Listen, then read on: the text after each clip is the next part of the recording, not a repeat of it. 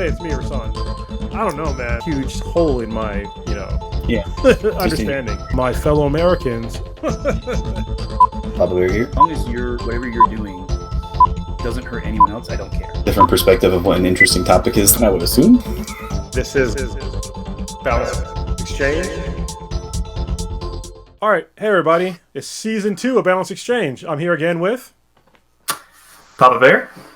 And today I brought a guest. So Shy and I know each other. We have been on a few other live streams together and have been kind of met through the LEGO community. So Shy, you have a chance to introduce yourself. Say hello. Hey, what's going on, guys? How you doing? My name is Shy, or internet-wise, Shy Time is my time, and all my handles out there. That's where you can find me. Nice. So LEGO YouTuber. Yeah, doing some LEGO stuff. So Yep. I definitely don't consider myself a LEGO YouTuber because the one channel we do LEGO on is Addison Versus. It's my daughter's channel.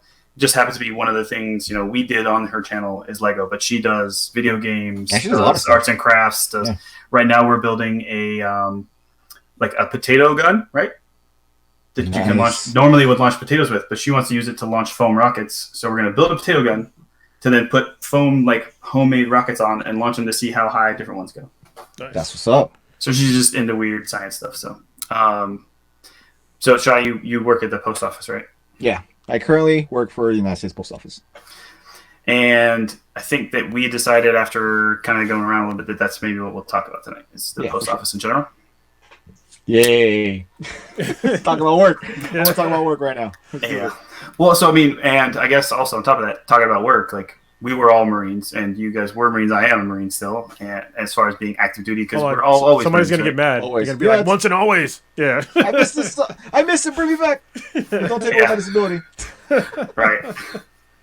I thought one topic as we go into it here in a little bit is that transitioning stuff too, because I know for a lot of, especially first term Marines, because I remember thinking it too, transition from active duty to any of those other things that carry on your service or consider it at least when looking towards hiring and the job.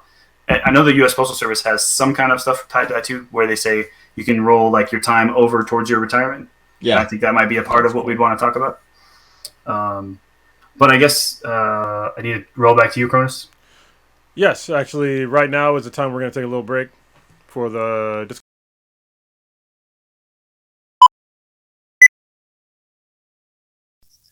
So at this point in watching our videos, you may or may not know that I am an active duty United States Marine. And I've been doing this for 20 plus years, so I know that it's really important for me to make sure to get this out there. If it's your first time watching this, please stick around and make sure you understand the disclaimer. If you've watched a whole lot of our episodes so far, feel free to go ahead and jump ahead to the new content.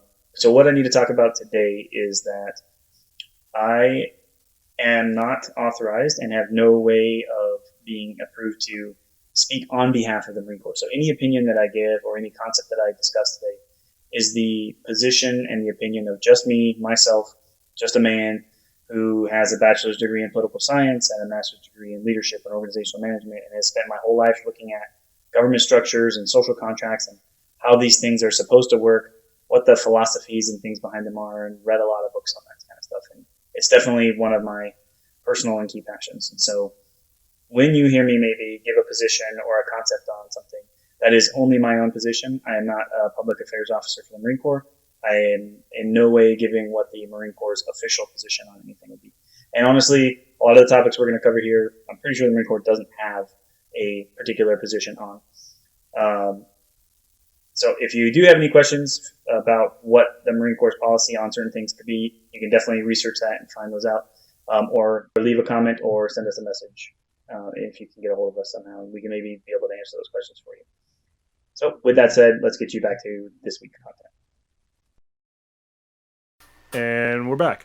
So, as usual, what are we drinking? What are you guys drinking? So I don't know why. So this happened last for me was when I went over to a pool party at Enrique's, right? Our closer for the last season. And I felt like I really wanted to do this Cobra Kai throwback thing. So I brought a big thing of the Coors Banquet. The banquet beer. Holy shit! So I got to finish those off, and I'm still off keto for this week, so I got to finish them. So like Nice. then I roll back to it on the rest of them. So you'll still see me drink. You'll see me drinking Trulies from then on, but I can have a Coors right now. Nice. And what do you got, Shy? I am drinking whiskey. I know you were calling out, but it's Glenlivet 12 year. Nice. Ooh. I usually Glenlivet's bust this nice. out every now and then. I haven't really been drinking much since I've been in the post office because I did, and I still do, walk an average like 14, 15 miles a day in the heat. So I gotta stay hydrated. Yeah. So the I'm not at that level yet with the OGs where they're, half their routes are like, walking and the rest is driving, so they can kind of get away with not being hydrated. Nah, I'm on the bad route, so. I feel bad for the. So I live on a hill, and it's a pretty steep one. I feel sort of bad. Like everybody that's on like my route, all post office folks are like they're in pretty good shape. Because they like, none of them are. They walk or do they drive? Well, they drive, but then I mean they walk a lot of it. I mean they drive just to move the car. I mean to move the truck up. Yeah. But that's basically it. Like So they still walk up your block and Yeah. down your block. yeah. Like the only time You get used to it. Yeah, the only time they actually drive to like individual houses, it's usually like two different drivers, and one of them is probably an OG person that drops off like large packages, right? They'll Okay, drive, and Yeah, we're not carrying that with us. yeah. Not doing that. Yeah, I feel like mine is kind of bad too, where the cul-de-sac is pretty good as far as getting to just the mailbox. But if you have to deliver a package, the other two houses on the cul-de-sac are fairly level with the road. My house, like the driveway is downhill like this, Mhm. and like an S curve, Oh, so it's not even easy to walk down. yeah. Like it's like, and so yeah, if you aren't in good shape, that driveway is going to kick your ass. Yeah. All right. But it keeps people from coming to my house. Yeah, That's yeah. true. Like, how are we gonna get out? I got no cardio. Yeah. You have an avenue of approach too. That's actually pretty good protection. Yeah. Just set up some concertina. I'm good. Right, exactly. Following you guys this way. All right, and I am drinking Dad Smokes. It's a triple IPA. It's actually pretty decent. So it's funny. I just Where's like that the name of from? it. It's from Blackstack Brewing, and Is that so up there? I have no idea. So hold on. The reason why I don't know like where it's from and shit like that is because I use a service called Tavor, and so I just pick like beers that sound good. I am actually a beer drinker. I drink a lot of beer usually. He does. Hey, I wouldn't blame you. Yeah. So I stay in no shape too. judgment here. I mean, obviously I'm not fat anymore. Yeah.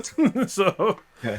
But yeah, I use Tavor, and if I see a beer that sounds good, then I'll order it. But I don't always look and see like where it's from. But Okay. this beer is Yeah, from. Cronus was. Go ahead. Go ahead. Oh, it's from. I thought it was going to take you a second to find it, so I was like, I'm going to cover while you dug it up. But Oh, you got I found it. It's from St. Paul, Minnesota. So Ooh, okay. Nice. Okay. Yeah, he was nice enough to actually send me a handful of the like weird selection of beers he gets, and so I've had some experiences over the last couple of weeks trying out some different beers. I'm gonna try that. That's actually pretty interesting. yeah, it's a really good. If you just want to try out beers, what's cool about it is it's good and bad. So Well, obviously you're getting. the app it's here I'll pull it up just so you guys can see what it looks like. I'm not getting this is not a paid promotion. Like It's not a pay plug. Yeah, it's nothing like that. It's just a service that I use and I like. So it's kind of like remember Woot? Remember what Woot was like back in the day? You ever use that Woot? It's like where every day they would change like their inventory, and it would be like for a cheap price. So this is kind of like that. Like Okay. every day they change like the beer that they have, or actually every few hours, they change the beer that they have. So you can like swipe through and then see what beers they have, and then you can just Okay. click on the bottom like just get it, and like it'll Nice. give you like a thing of like what the beer is, like Where you know, it is, where it's from. yeah, I don't always pay attention like Yeah. where it's from. It's usually the alcohol content and the type of beer. So I'll Yeah, click, yeah. Oh, yeah. I'll click That's get it. more important. and then it'll put it in like my my box, and then at the end of the month Mm-hmm. they'll ship the whole box to like whatever I had to me. It's like a wine club. Yeah, it's like a wine club, but it's good and bad. What's good is that it charges you right when you say get this beer, so it's not at the end of the month you don't get like some huge bill. But it's bad because for me for like a couple of months I didn't keep track of how many times I click get it, and so I spent like over $400 in a month on Yeah. beer, and so I had like Yeah. 2 big ass boxes full of beer, and I was like, whoa, okay, well I got work to do. So yeah. It's not like you want to age beer. Well, some of them you can. I have some that you can definitely age. I have some from like 2017 Wow. that I'm going to open on special occasions because it's like What kind of beer is it? it's a free. Hold on, I'll pull it out. Give me a sec. Oh, yeah, we're about to get down to it. He's about to bust out his beer. About to be 4 years old. Yeah. All right. Oh, it's bottled too. Yeah, and it's got the wax top Okay. like that. It's from Fremont Okay. Brewing. It's called the Bee Bomb, and it's a winter ale with coffee and cinnamon and aged in bourbon barrels. And it's from 2017. So this is actually worth probably $50-$60, probably more than that right now. So Really? yeah, some Okay. beers are quite expensive. Okay. Then, as long as it's worth it when you open that bottle. Oh yeah, this is a special occasion. So Okay, yeah. okay. That's Like what's up. like if we ever met in person, I'll bring That's this. that's what we'll be drinking? Yeah. Okay. Oh, that's what you be drinking. No, I'll share it. All right. Cool. It's Oh, and also, what are we reading? Right. Shai, do you read the books of any kind? I do actually. I'm not reading anything right now though. Okay. What did you read last? You remember? No. Okay. No, it's all good. Sorry, it's kind of on the No, spot. okay, so the last thing I read, actually, I'm not trying to segue or anything, but like, since I joined the post office, like I've been listening to a lot of podcasts just because I don't have time to actually sit down and read. My free time is actually very limited, so I've turned to like books on tap type of thing. So the last book I read was Space Wolf. It's I'm a huge 40K fan. Oh, yeah, I was gonna nerding ask. out again. Yeah, nice. Yeah, so Space Wolves was my thing, dude. I love all their lore. So the last book, technically, if I were to break it down, would be Space Wolf. Even though I've read it like 20 million times, it's just I love listening to it. It's a different type of feel. Do you do the figurines too? Nice. I used to do them in high school. Nice. So did I. Yeah, I used to paint them and all that stuff. And then when I was in Iraq, I put all my stuff in storage, and this is back in 2004, 2005. Oh, sorry, 2005, 2006. So I didn't have like automatic payments and stuff. Yeah. So I moved all my stuff into storage, and I left my mom like 12 checks. Let's just say she missed one, Oh and no. tried to get a hold of me in Iraq. Oh yeah, an that's answer. difficult. Not gonna happen. Yeah, and then boom, I lost it all. So it was one of those, and that include my Lego as well, like from high school and all that. Yeah, so I lost everything. My pictures, instruments. It was just bad. So it's like I lost everything on the fire. But it's like I started from scratch, and that's just one of those things I never really picked up. So the only thing I kind of do for 40K is just read the lore. I just find it interesting. I don't really paint anymore. You don't play the games at all? The video games, yeah, I used to. Yeah. Yeah. I used to like before the kids, I used to. Yeah, well, like all of us. You ever watch? Do you ever like watch Storage Wars and see if they like have your shit? Like some back episodes. like an old video of your stuff getting No, I taken. can't watch them because I get triggered. I'm like, oh, those big guys. They took it off. Stuff. Shai, did I tell you? So like, I was going to try to do this year as like one of my bigger projects to do a full foam Space Marine, because I'm a Space Marine now. Like I do space operation stuff, and I'm a Marine, so it's like I gotta have a Space Marine costume. Like I want to do the full. Wait, you're the in a full 40K too? Yeah. Oh, dude, we can double nerd out, dude. Oh, it's for the Imperium. Oh, dude, that makes me happy. I feel at home even more. Yeah. Yeah. Oh, Jesus.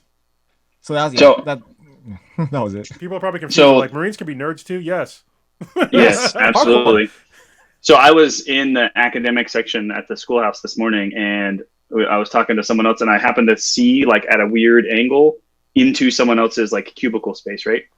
And I see the plaque on the wall from some unit he went to before, and it is absolutely a 20-sided dice. Like the shape of it is a 20-sided dice. Like you could see some numbers on the sides with the plaque in the middle and like coins and stuff on it. I was like, is that it's a freaking 20-sided dice as his plaque was a 20-sider.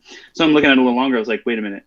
So I went over, I talked to him, I was like, hey, Gunny, how come when they made that, they didn't make sure that the 20 was up so that it looked like you rolled a 20, right? He's like, it's kind of on the side. Yeah, He's like, I never thought about that. He's like, wait a minute. I had to make the connection between like, why is this Chief Warrant Officer asking me about, you know enough about Dungeons & Dragons? I'm like, yes. If you're into it, so is someone else around here. It's pretty funny. Nerding I guess, love it. yeah, absolutely, all the time. So Cronus already knows this, so I am in the like climactic scene moment, frozen in my head for Uncrowned. It's the Cradle series, and like that moment is frozen right now in my head because I was preparing for today. So I started digging around some ideas I wanted to talk about stuff for the post office, and I came across this really cool blog post, and we'll talk about it on the actual Postmaster website. And in it, they mentioned this book, and it's called How the Post Office Created America. And then based on, like, you know, my look and my take on like what it is we talk about here, I was like, this is the absolutely perfect book for me to want to get into on this. So it's pretty interesting. It basically covers kind of history of how America was born, and at the same time, the first like real federal program that's not military was the post office, and why. And I think it's going to kind of lead me towards one of the topics I wanted to talk about tonight. But that's what I'm really technically reading right now, with that other one hanging over my head. Yeah, you're in a really good spot with that book. I'm just saying. You'll see soon. I have the visual. So like the two main characters just have like massive attacks heading towards each other, like, and the dust is up, and I'm like, and that was when I ended, and then I started this other book. I was like, no, but I still don't know what happened. Like where you stop. I'm gonna make an anime reference. Like where you're stopping is like literally. I used to watch an anime called Bleach, and it was a really great anime, but they had a problem with like putting in fillers where they didn't belong. There was like one in the middle of like an epic fight scene. They stopped it and then went to like 8 filler episodes in a row. And I was just like, what? Like, can you just go on a hiatus for 8 weeks? Like, hey, come on, man. I had to watch. Dragon Ball did that too. Dragon Ball did that all the time. Dragon Ball Z, like, it'll be climactic moment and then cut to someone else. You're like, yeah. That used to piss me off as a kid. I think the anime does that on purpose, though. It's the same as any episode of any TV show. It's like cliffhanger. Come back for next week's episode. No. Yeah, there's a reason. So in anime, though, sorry, this is kind of a segue. In anime, the reason why they have fillers is because you don't want to catch up to the manga. Because if you catch it to the, so every anime is about 2.5 mangas, and so as they're writing it, they don't want to catch. So they put in the fillers. One anime actually went past it. It was called Kenshin. They went past the manga, and everybody hated it, and it just like went away. And they're just like, fuck this. So that's why. So it's like the last 2 or 3 seasons of Game of Thrones. Yeah. It's like as soon as you get past your source material, it turns to crap. Yeah. Yeah. All right. They didn't learn. And I saw. Go ahead. Sorry, I was gonna say what I'm reading. You got something else to say? Go ahead. No, I was just gonna say I saw a funny meme that had Tyrion on it, and it's like I thought you were an extremely clever character for a long time. And he's like, yeah, it's till the writers ran out of source material. Then he turned into nobody. Wow. Yeah, that's true. All right. I am reading book 5 of The Last Hunter. It's called Onslaught, and it's a great book series by Jeremy Robinson. And you could have got all 5 books for, I think, 1 credit on Audible. So it's like, I think it's like 33 hours worth of content for 1 credit. I was like, it's a done deal for me. And Jeremy Robinson is a really good writer. So that was last month's deal? I think so. On the 1 credit thing? Yeah. Oh, man. Yeah, so if you missed it, yeah, bummer. But it's still a really good book series to check out. Yeah, I used 1 credit to get this the post office made America, and then I used the other credit to get the next book in the Awaken Online series we talked about. So. Okay. So I got the next one ready. I'm waiting. I'm waiting for the next one to come out, Hellion. So the book is out, the physical book, but I'm waiting on the Audible, the audio version of it to come out, and it's not on pre-release yet. So. So to be clear, like we almost exclusively use audiobooks too. So it's like not like we're actually physically reading the books. These are all. No, this is all reading a paperback. Yeah, no. Yeah. This is all like Audible library book. Okay, like cool. It's all audiobooks, not all audiobooks. Yeah, I don't. I have a 45-minute drive to work, so I mostly listen to audiobooks on the way to work and while vacuuming and folding laundry and stuff. Yeah, that's my life. I have no commute, but any housework that I'm doing, anytime I'm working, I'm listening to audiobooks. Even sometimes when I'm just working out, I'll listen to an audiobook. Yeah. So, yeah. People give me a hard time. I'm like, I'll go for a run and I'll listen to my audiobook. Like, how do you listen to an audiobook while you're running? I'm like, the whole point of doing something else while running is to disconnect from what's going on with your body and just go somewhere else. What better way than to like be absorbed in a fictional story that takes you to another world? Like, see, music stops. And then you remember for a split second that you're running. Yeah. Dude, or on the Peloton. Yeah, I've PR'd while listening to an audiobook on the Peloton bike. So yeah. So I guess one last opening salvo thing. So don't forget to check out our shirts at the Teespring store for Balance Exchange. This is the Infrastructure is Sexy. It's a great shirt, right? Yep, I have one. Nice. Talking about. Yeah. And then you can also get Scarcity versus Abundance. And if you want to get it before the design changes, there is a Decentralize Everything shirt but the design is going to change to something a little more appropriate to the words themselves. I think in the next couple of weeks, I'm going to design a new shirt. So if you want to get an original before they're changed, they're there. So we basically started making shirts out of some of the things that we say a whole lot, and then actually I still haven't put it up there yet, but I did kind of design a Maslow's hierarchy of needs shirt. So It's almost every single. Shai, It'll come around in this one too, probably. probably. Shai, do you know Maslow's hierarchy of needs? I've heard of like a chunk of that somewhere. Yeah. So it's like this pyramid of things where, as humans, you have to get the tier below, like before you can move up. So like bottom is just basic fundamental needs like food and water and shelter and stuff, and then it moves up towards like full self-awareness and sitting around eating grapes and thinking. I remember that in college somewhere. I just don't remember. Probably a psychology class or something. Yeah, probably. But it seems to come up in like every episode because I always say like, if we just use that as like a core foundational thing for our interactions and relationships and responsibilities to each other, and we then it kind of helps solidify concepts. I don't know. It's just weird. That makes sense if you utilize it that way. I get it. Yeah. All right. So, Cronus, how are we starting? Well, let's talk about Shai's time in the USPS first of all, and to see like how you liked it. Your thoughts on the US Postal Service. I mean, obviously you worked there. How long have you worked there, by the way? I have no idea. So I started working there right when the pandemic hit. Literally day one. Jesus. Literally day one. All right, so March 12th or something, probably. Yeah, right. No, well, it was a little. Yeah, it was like in March last year. Early March. I checked into like the academy. They do an academy. I mean, that's where you learn everything. And then like the week after, they had to change up how we were learning everything, like social distancing, all that kind of stuff. So it was very odd.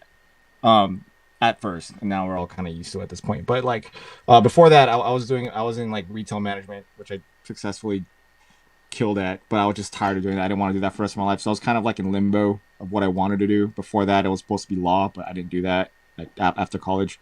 So I was kind of lost. And then my family, who a good chunk of them up north, worked for the post office and were retired.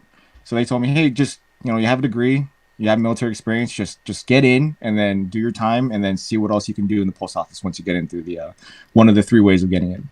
So I started as a CCA, and I currently still am a CCA, which is a city carrier assistant. You also have rural carrier assistants, you have mail handlers, and postal service employees. Those are different, 3 ways of getting in. Rural and city carrier are kind of different, but they're the same. So I've been working for that for the past year and a half. Going on 2 years now. So a lot of things I've seen a lot. I've done a lot since. That's where I'm at right now. All right. How do you like working for the post office? At first, I like to work hard. That's just me. I like to work hard. So I didn't mind. This is the first time in my life I'm not responsible for anybody, and that was the reason why that attracted me to go to the post office. That I'm literally to myself. You just do the thing. Yeah, I have a task. I get rid of it. It's done. Yeah. Very simple. The way of getting rid of everything is not. But I mean, in retrospect, it's simple. And for the first time in my life, I'm not responsible for people. So that was the reason why I wanted to go that way. Was just to ease off the burdens off my shoulders and a lot of things. But as I showed up, it was COVID. That's when the world shut down and people started ordering everything online, all that kind of stuff. So I got a taste of that. And then after that was the elections. So that's the worst time to ever work for the post office is during elections. And this is a very controversial time of the post office. And after that was holiday. And then after that, we finally get to rest, but now there's just drama like any other space, in my specific office, and I'm kind of over it. Yeah, that'd be a shitty time to start. Was last year? Yeah, because I'm a heavy online. Even before COVID, I ordered a lot of stuff online, and then during COVID, you're one of those. Yeah, not only am I a heavy like package guy, but I also now I order everything from Instacart and fucking Uber Eats. Oh yeah, no, that's cool. Like we know those houses. Yeah, it's cool. You'll be surprised at how much your mailman knows about you. Oh, they probably didn't know a shitload about me. Yeah, based on the type of mail you get, they know what party you vote for. They know, if you have child support things you have to take care of, or you're being summoned. They know a lot. They Yeah. don't care because they see it everywhere. But then, like, when I see a package, I'm like, oh yeah, 22421, blah blah blah. Yeah, there's gonna be 5 more packages coming in, so I'm gonna make this stop first, or I'm gonna do the stop later. Yeah. That type of deal. But I no, bet. on the real, I liked it. I did like it at first. It was great. I liked it.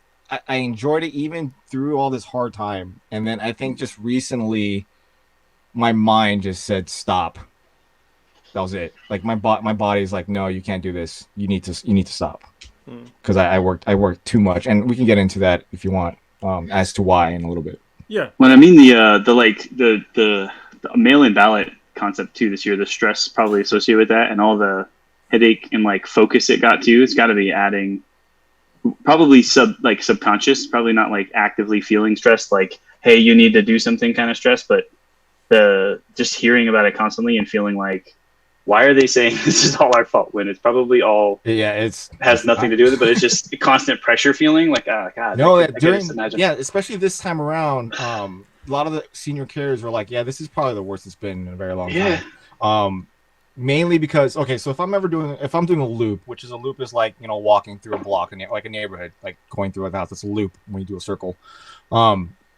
If unless it's a check or a package, like a small parcel or parcel, if I see a letter or a flat, which is like a magazine or just something I'll put, that's not a letter, that is from a house that I already passed, I skip it. I don't go back. I don't walk backwards because you waste more time doing that way. That you're just gonna get the mail the next day. That's literally how it's gonna go. So unless it's a check or a package, I'm not walking backwards. And sometimes the mail comes in out of order. Sometimes it's not perfect. So Wait, hold on. So I want you to get back to that, but real quick, Okay. this is something to clear up for like me and probably the listeners. yeah. Do you not sort your own mail like when it gets into your truck? Does it, No. Oh yeah, we do. We do sort our own mail. So what I Okay. mean by that is that the DPS, which is like your letter mail, Mm-hmm. and the FSS, which is like your magazines and like big flats type of stuff. Yeah. Those come pre-sorted for you from the distribution centers. Okay. Those giant machines like put everything in order for you. Yeah. So the only mail that you sort in the office in your case are like your residual mail. So things like mail that came out of order in another route or your own route, like that the machine missed Okay. for some reason. Because machines aren't perfect either, and sometimes they do miss stuff. Or handlers, like the mail handlers or clerks, miss up stuff too. So you're gonna have to like case up your mail, and then you collate as you go, and you move on. So and then you obviously organize your truck however you want to organize it. Because every route, although it's textbook A B C or 1 2 3 4 5 6, you might know that your fourth shelf has more packages than anybody else because for some reason they just like to order. You're one of that. Yeah. I'm probably that. You'll have like 2 bins worth of packages. I was just like, okay, so you're gonna take up all this shelf. So you're gonna organize the way you do, and sometimes you do the route differently. Like I do routes differently than other people just by my own mind. So you organize it the way you do. So sometimes you're gonna get mail out of order, and you don't walk backwards. You always walk forward. So Shai, but you're saying machines make mistakes, but AI is going to like take over everything, and people won't have to be involved in jobs anymore at all, right? God. Yeah. Okay. Yeah, does it work that way, people? Yeah. This is like, so I work for a very large IT company, very large, and they had like this new product where it's supposed to be 100% uptime, right? And I'm just like, first of all, that's literally impossible. You can't have 100% uptime for fucking anything. For you to say that is dumb as shit. And I can't stand that somebody on the sales side convinced people in the higher ups to like that this is a good idea. Because I'm like, humans write the code. This is what people don't understand. Humans write the code. Humans are fallible creatures. We mess up all the time. And so if we write code that is also messed up, then it's going to have the machines are going to be messed up too. So it's like, I mean, unless AI can write AI, which eventually they'll probably get there. But That'd be kind of scary. yeah, Okay. but we're not there yet. The machine makes the machine, right? Yeah. Once that happens, we got it. Right. What was I saying? Yeah, sorry, man. That will happen. You were talking at about least mail 3 or 4 more doesn't times.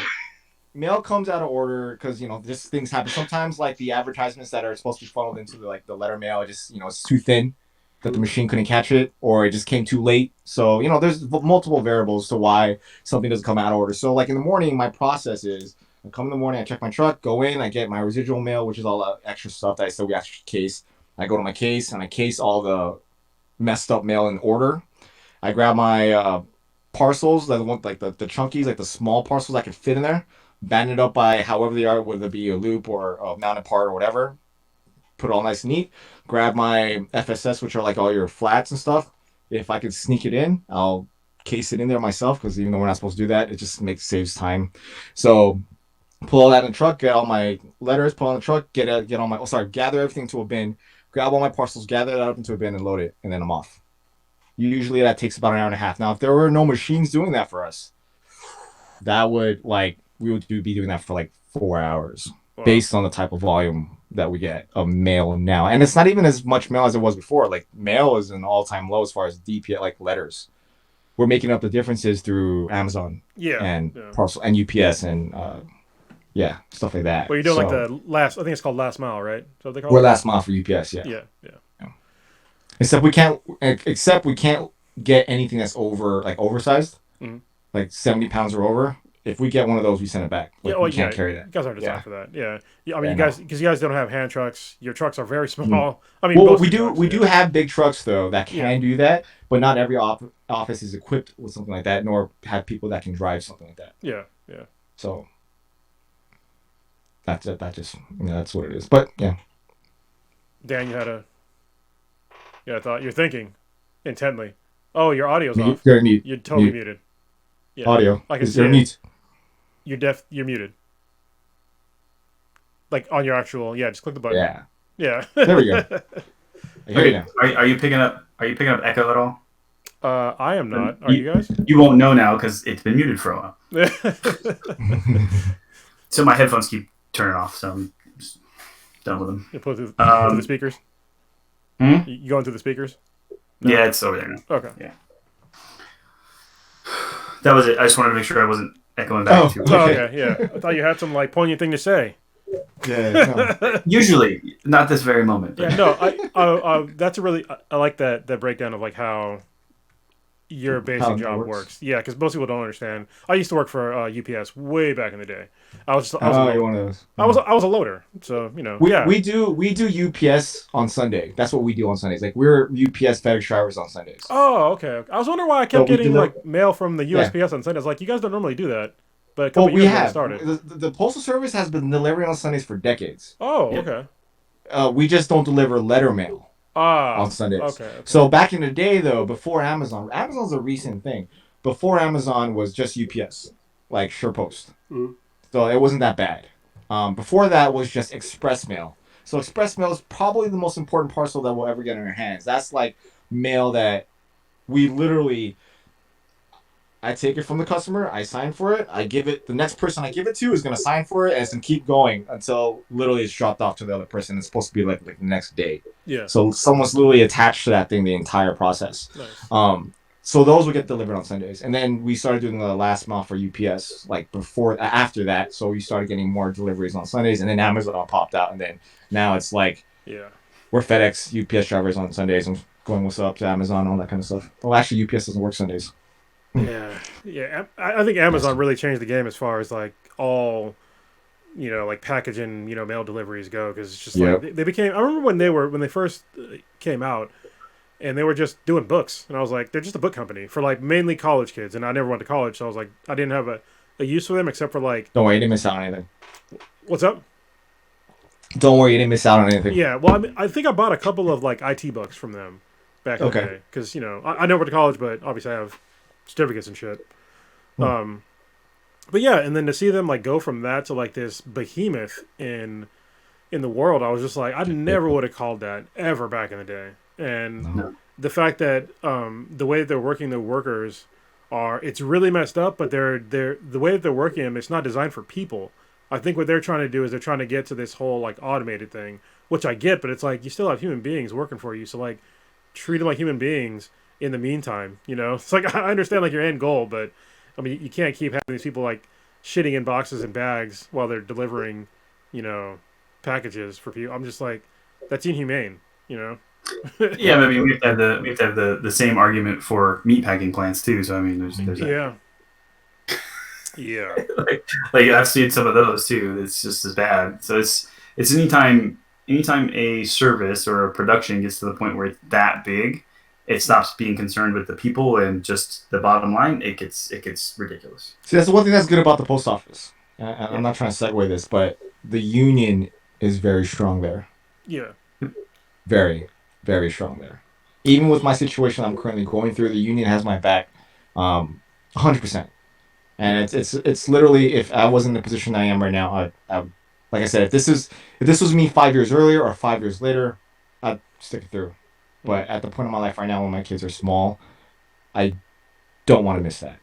I don't want to trade my pension. I will trade the pension that it comes with, the benefits that it comes with, just for those 5 years of their lives. Yeah, I totally get that. Like, I used to be a contractor in Iraq, and I was gone I was making bank, but oh hell yeah, dude! Contractor money. Yeah, they offered me so much money to stay, it was like absurd, and I I was like, man, I just need just a couple tax months. Free? Well, it's not tax free. That's oh, it's not. option. What? No, I thought it was. It's not tax free. You get there's two options. Sorry, this is like a weird segue. Anybody that's thinking about being a contractor overseas, like in war zone or whatever, if you're a civilian, you want to go work for. Yeah, well, I wasn't a mercenary, unless you call me like an IT mercenary. Yeah, people don't get it. People don't get it. But basically, by the time I left, it was $95,000 tax deductible or tax free, meaning that you either didn't pay taxes on the first $95,000, or you paid normal taxes, and at the end of the year, when you do your taxes, you wrote off $95,000. The smart way to do it is to write off the $95,000, because what happens is if you go overseas, you have to be gone out of the United States for like 335 days, and if you come back early and you didn't pay the first $95,000 in your taxes, then you're fucked. Like, for real. Yeah. Like, you owe so much in taxes. That's how people get stuck in that loop of going back to Iraq. Yeah. So yeah, it's only up to 95. It might have changed like a little bit higher, but it's definitely not tax free. You're basically like an expat. Lows. No, but even like the tax deduction is huge. I got for 1 year in Iraq. I got back $44,000 in taxes. So nice. Yeah. Okay, it was still wage theft. Yes, this is extreme wage theft, because we talked about it before. Yeah. I was getting paid at the time $250,000, and they paid for my slot. They paid anywhere between $1.2 and $1.6 million. So it's wage theft. Nice. But that's just $250,000. So to us at those times, right when you got it, it had been, that was an amazing amount of money. Oh yeah. Reminiscent. I'm working back. And we're not talking about like that was the contract for you and like 3 people. No, just me. That was literally just your contract. Yeah. So. Yep. It frustrates me. And when I got paid, and when I got offered like to stay, they were offering me, I think it was $480,000 to stay. That was like their hook. It was like, we'll give you $40,000 to stay, and I was like, I want to see my daughter for at least 3 months. They're like, oh, we can give you 2, and I was like, nope. And then I got laid off 4 months later. So yeah. Anyway. It's all good. So you get it. Yeah, I definitely get it. Enjoy the time with your kids. So what are your hours like now, I guess? What I want to ask, because obviously. Okay, so I'm living the CCA life, so the bottom of the barrel type of life. So I'm at their beckoning. I don't know when my days off are. I mean, this could range from office to office. Like it could be different. But for right now, or since I've been there, I don't know what my days off are. I just presume that after the 12th day or 10th day, I'm gonna be off. Holy shit. In a row. Yeah, because I work Sundays, remember that. So our weeks start on Saturdays. That's when a week starts and it ends on Friday. So when I started, I just, one day I'll get a phone call and be like, hey, don't come into work. And then that's it. So I don't have like anything to look forward to. It was literally just on the beckoning of them. So come in every day, 8 o'clock, 7:30, whatever it is, they tell you, until they say don't come in. It's only been recently when they were like, okay, you're having scheduled time off. But when I see it, it's like, you count the days between when you last day off is, it's like 8-9 days. Whoa. So that's what I'm saying. Like I work from, so a CCA life, like you're if you're knowledgeable about what you're doing and you're actually proficient at it, like you'll come in and to the benefit, and I guess you would say it's a blessing and a curse, I guess you would say. Like I am one of 3 CCAs now in my office. I'm the senior one. If I literally just hang on for like less than a year, I'll probably make a regular, and this wouldn't be in my life anymore. That life would be 10 times easier. But right now I'm a senior CCA, so I know all 20 routes of my sub office, to include 15 routes in the main office and like 10 routes in our sister office. So I know a lot of routes. So they can literally plug me anywhere.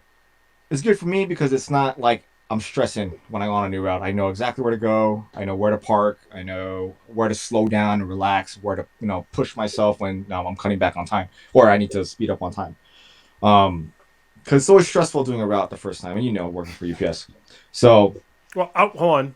Working for UPS, I was just a. Oh yeah, you're loading. You're a loading. loader. Okay. So Just yeah, but I can assume what you're talking about. Yeah. Yeah. So when you're in a new route, you don't know where you're going. You don't know where to park. You don't know where to piss. All that jazz. Yeah. So I know all the routes, and a lot of the carriers that are in, like real carriers that they own routes themselves, they don't know all the routes.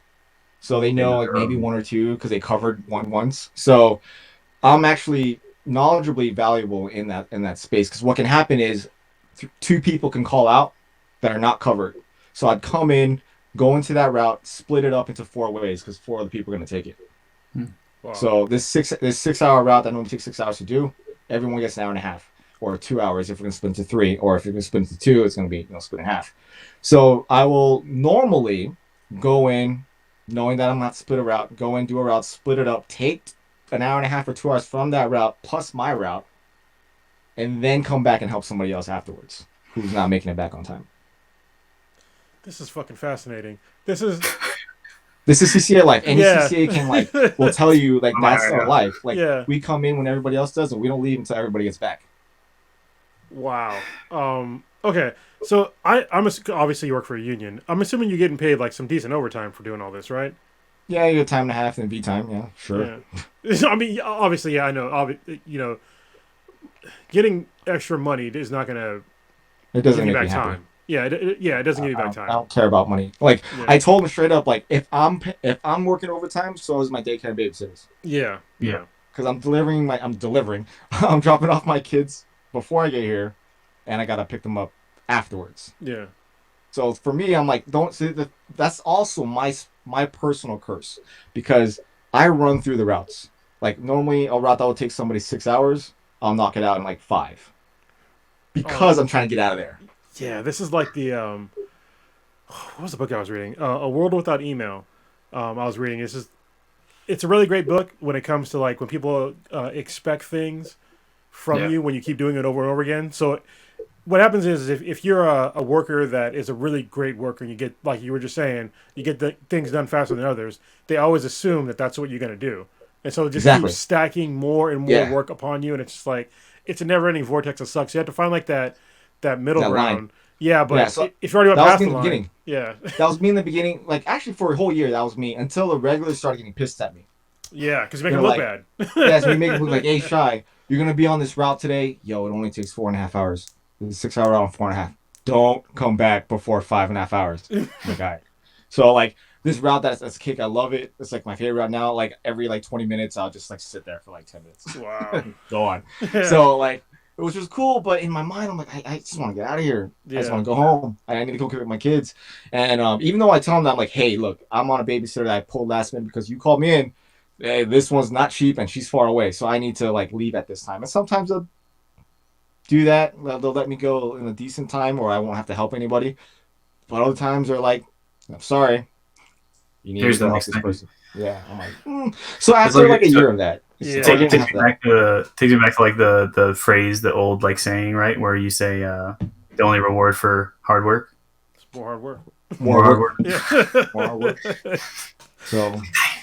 Yeah, those are my hours, man, and I didn't know when my days off are. So it kind of sucks. So you mentioned I'm going to segue a little bit into some of the history stuff. So you've mentioned 8 to 10, sometimes 12 days worth of steady consecutive hard work, right? Yeah. So for some reason those numbers clicked, and I remember. So while reading this book, those are the same number of days that dudes would work the RPO. Do you know what the RPO was? Mm-mm. So it was the Railroad Post Office. So back when railways kind of really finally started becoming a part of the post office, they figured out this really cool trick, because what would happen prior to this trick they figured out was you would have to just ship all the mail down the line to the next sorting center. Mm-hmm. And even if the mail that was delivered to this next sorting center was to continue down the line to the next one, it would have to get sorted again. So they'd have to keep sorting and keep sorting. And it was taking longer and longer to deliver the mail to the far end. Like we're talking about like Western expansion and stuff for the United States, right?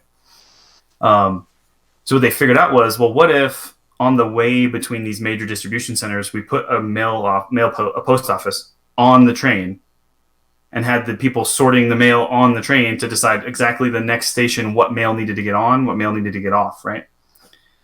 So they would get on at their home station and ride the train out for 5, 6, 7 days, sorting mail, dropping off mail at the next station, hooking up mail from the station to go to the next one, and sorting it constantly. Wow. They had to like memorize these charts, do all this really weird, crazy math, because sometimes it would be faster rather than carrying, even though it needed to go down the line, it would be faster to send it back down the line because the next return bag would be faster. They had to know all of these charts. So they would be on the train for like 8 to 10 days out and back to their home station, but they would then get like a week off. They just spend a week spending time with their family, doing their whole thing, and be like, oh, time for me to go catch the next train, and they'd be gone again for like a week and a half, 2 weeks. Just kind of that number for some reason clicking was like 8 to 10 days. That's like the same amount of time they'd spend. But if we're talking about like Wild West, we're talking about harsh conditions, like tough work. The post office didn't really get comfortable to work for until like the 70s when the strike happened. I think that's when it was. Yeah. That's when you started seeing, real benefits to perks to working at a post office. And don't get me wrong, the perks are great. Even for me right now when I don't have it full. But that's what I'm saying. Like if I were to become a regular, then my life would change. Like you get to choose your hours at that point. Like you don't work Sundays. You could either be an 8-hour carrier where you only work 8 hours. You can do assignment where you only work your 8 hours, or like overtime, but just on my route. I'm not helping anybody else. Or I want the max hours, like what I'm doing. Yeah. Or you work when they need you to work. And usually the people on the max hours, like their kids are grown. They're not doing anything. They're making $100 an hour. So might as well. But for me, like I don't get to choose that. I'm automatically maxed. Because I'm at where it is. And I get it. Like I'm not stupid. Like I totally understand. That's the reason why I'm just like, suck it up. But when your kids are just nagging on you to not go to work, come play, chill, like so especially like you guys both are Marines, so you guys understand how it is to be away. Yeah, you know what I mean. Like and you've already done that time.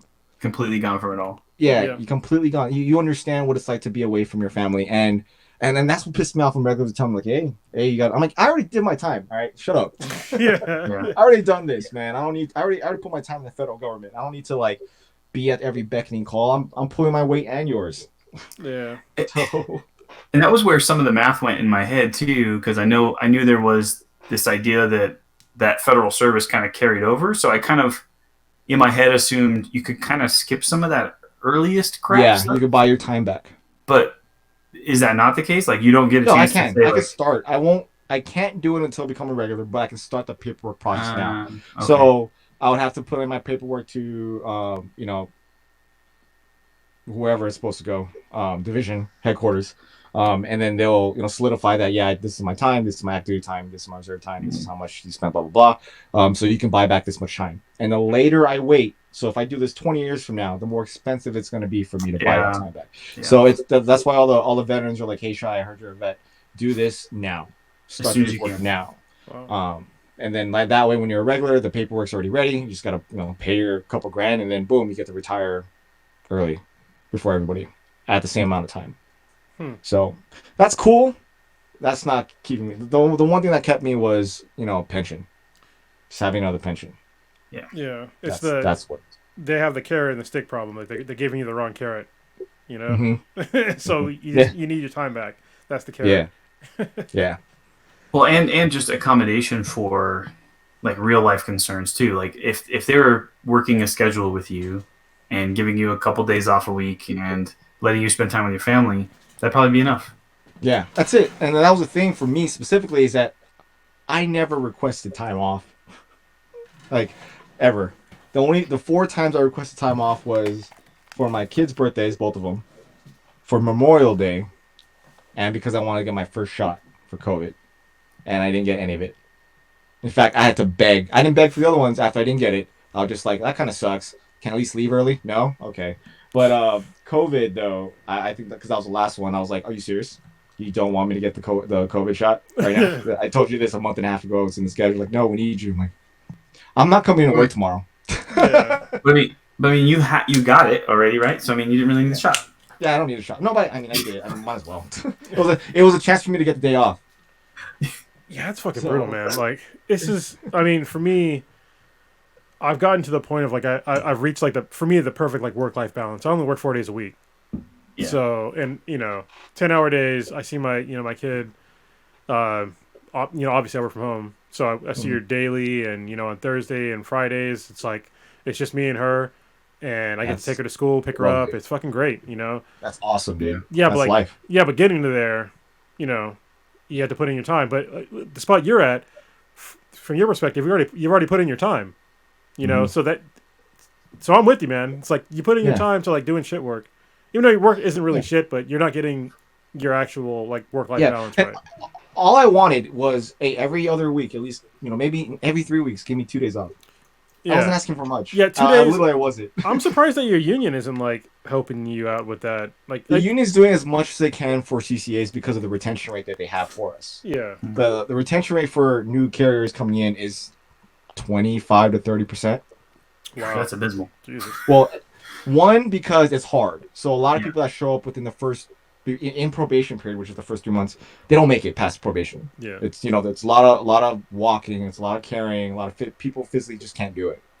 So that's one reason why people leave. The other one would be the hours, like you're overworking everybody. And then sometimes like some places, to include my own, like CCAs will be CCAs for years. Wow. 6-7 years at the most I've seen. And like in those 7 years of time that you put in, you're not seeing any benefits. Your time doesn't count towards retirement, all that kind of thing. Nothing. And that finally changed this year. Finally, that at 2 years you start to see that.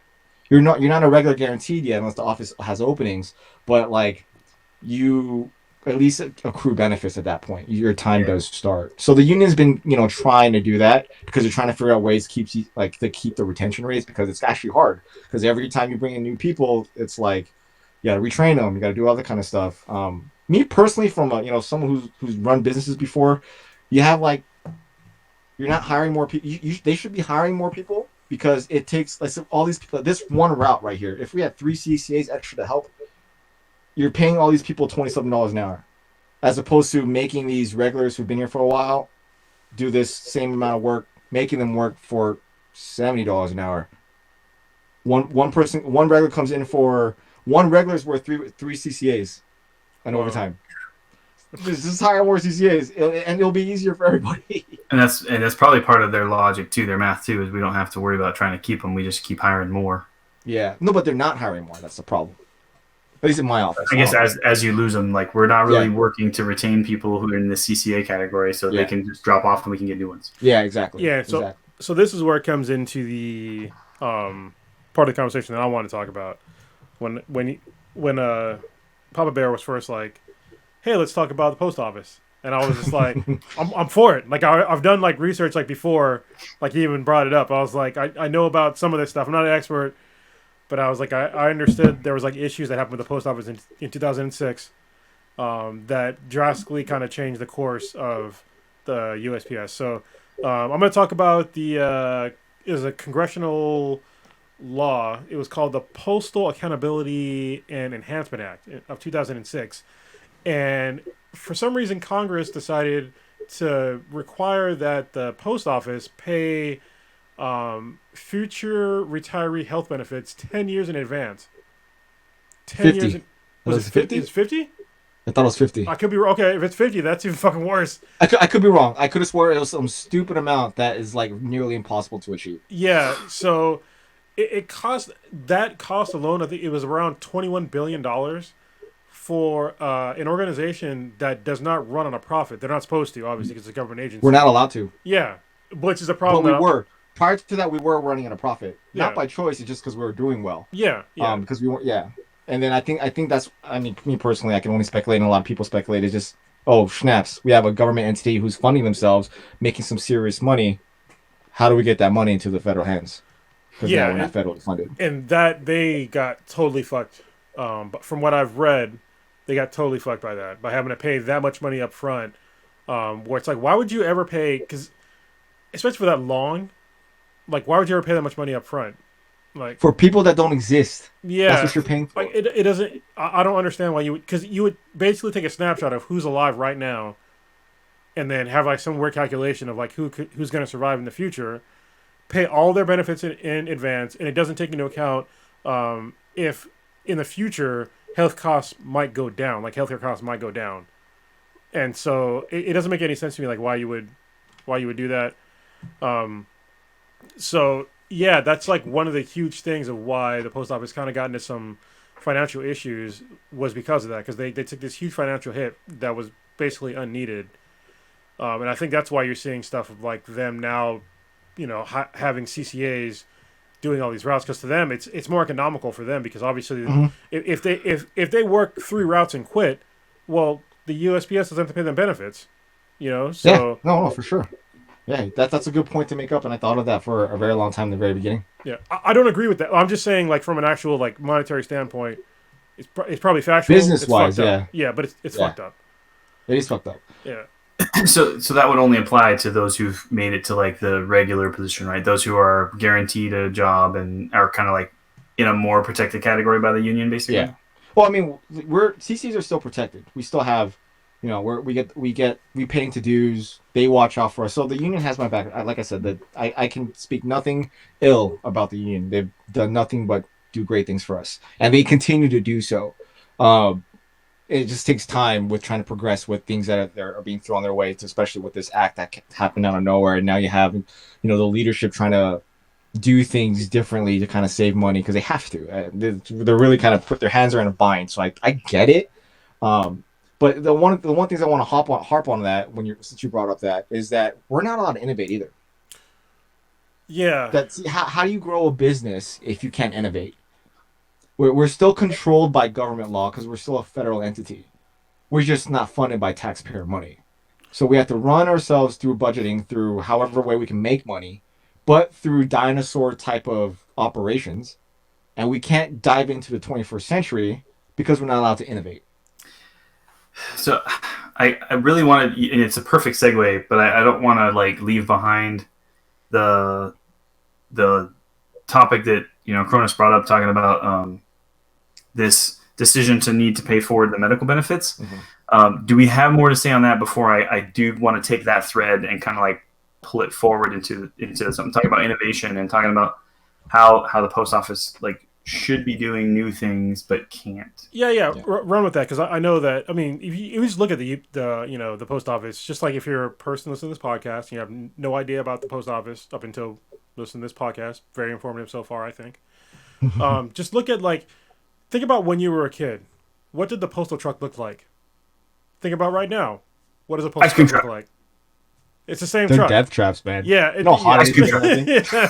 They're making new ones, I know that, but it's going to take probably years for them to get rolled out. I saw a new one. Yeah. By the way. I like the way they look. I mean, they cool. carry shit. It has AC. Yeah. Oh, wait, the ones right now don't have AC? No, there's no AC. There's heaters. There's no AC. Wow. When it's 120 degrees outside, it feels good to walk outside at 120 degrees because it's about 130 inside one of those things. Inside your It's little a metal tin can. truck. It's a tin Jeep. What year did they make that Jeep? It had to have been before the 1950s then, right? The actual It's a original Jeep. design? Yeah, it's one of those Cold War Jeeps that they just continue running with. Jesus. All right. Anyway, go ahead, run with the rest of it. I blew up 2 of those, by the way. Well, it's easy if they're old as fuck. I'm sure they got fixed and put back on the line. Yeah. Yep. And are now Next day. They are simple to fix. They are that archaic. So when the post office was originally created, right, the whole reason the government was willing to put money into it and accept, like you said, that it's going to probably cost us more to run this thing than it makes, was for information, right? So think about back, because the post office kind of started right as the country did. So there were no roads. There's actually a huge conflict, and it's explained in this book too, which is really cool. Because the wording in the law that was passed, it says the federal government needs to establish a post office. It says establish a post office and postal routes to support the exchange of information. Oh, they had to build roads. So So they're allowed to establish the routes to deliver the mail, but not the roads. Oh. Right? So there's no roads, and so they're trying to say the federal government was trying to tell the states like, hey, we need to build a road between these two cities so that we can deliver the mail. And the two states would be like, no, that's not what it says. It says you can deliver the mail, but it doesn't say that you get to build the road. So you just got to figure out how to get it here. They're like, how are we supposed to do that? Yeah. So they had to, contract people and do some other stuff. They couldn't spend the money on it, but they had to like figure out how to get the mail there.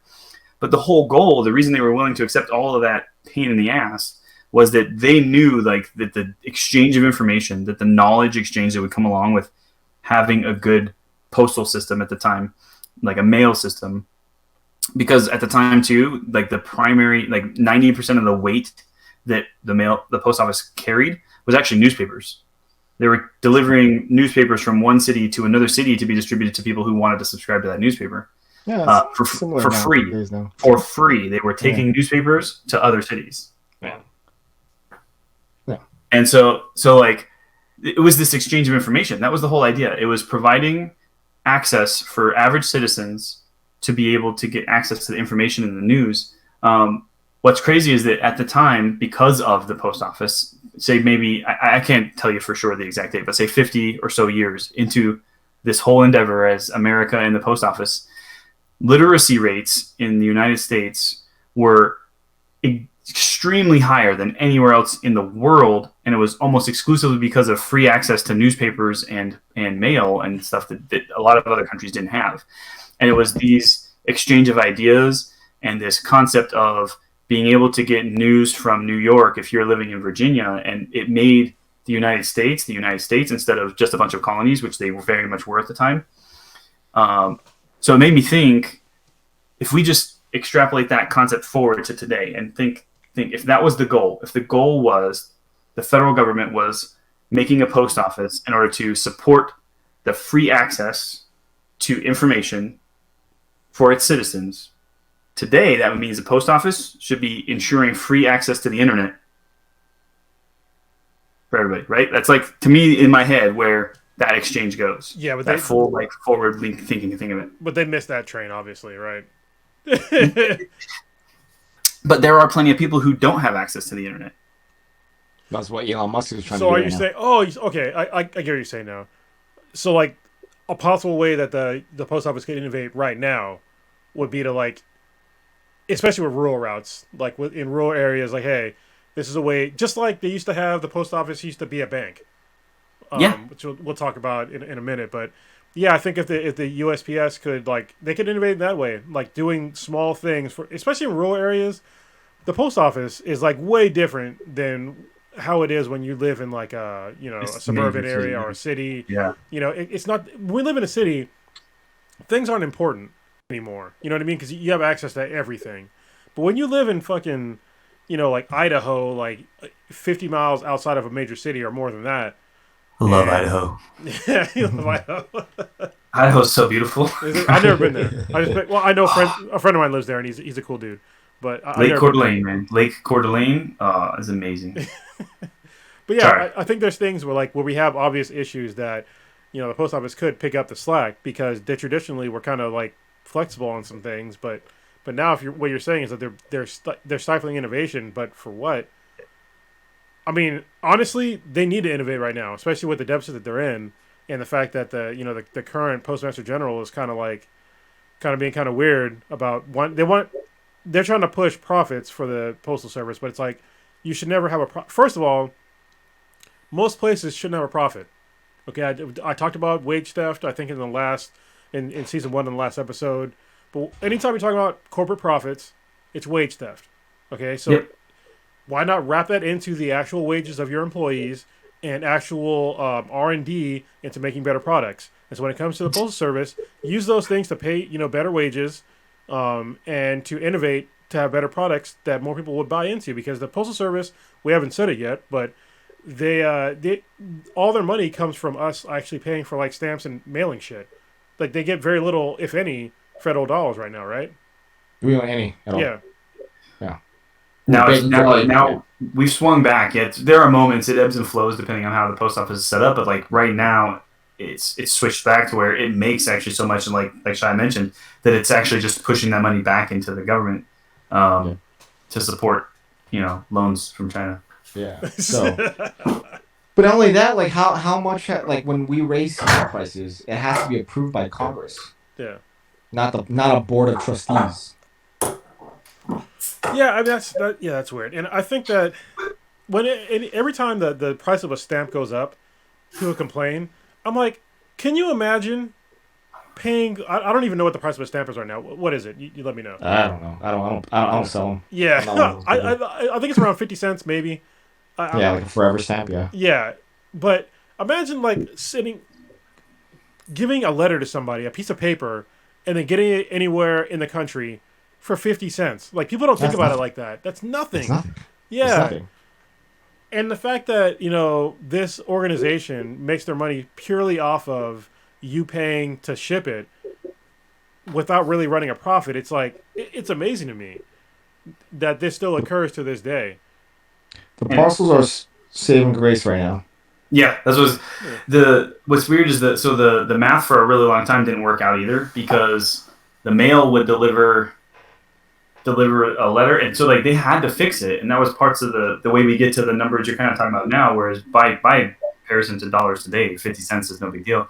So when you're talking about penny post delivery, for that would not have been a thing when it first started. It actually cost less to ship an entire barrel of corn somewhere than it did to cost a single letter when we first kind of were getting the system sorted out, because it has to be offset. It was easier to ship that because you were doing it, and gaining a huge profit on the far end of it. But then it was also the rural system, like you mentioned. It was easier to deliver letters internal to cities or between two cities than it would be to get one far outside of the city. So then a universal single stamp cost, a lot of people fought against, because people in the city were like, it doesn't cost that much to deliver my letter across town. Why are you charging me the same as you're charging to get it out to the middle of nowhere? Make them pay more. But the government's saying, no, everyone will have access at equal rates to have delivery guaranteed.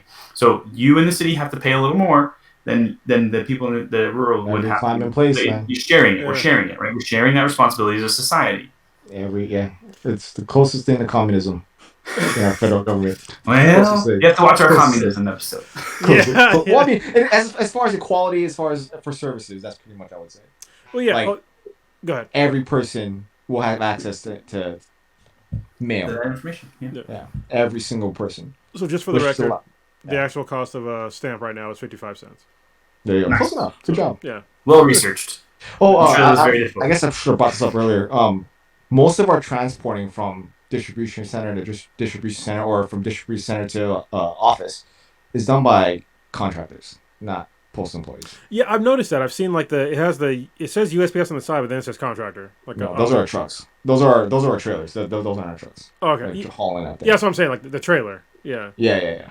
So like locally they're being delivered by postal employees. Yeah. But they're hauled from one part of the country to the other by contractors. We don't have an air fleet either. We save a lot of money by not having our own air fleet.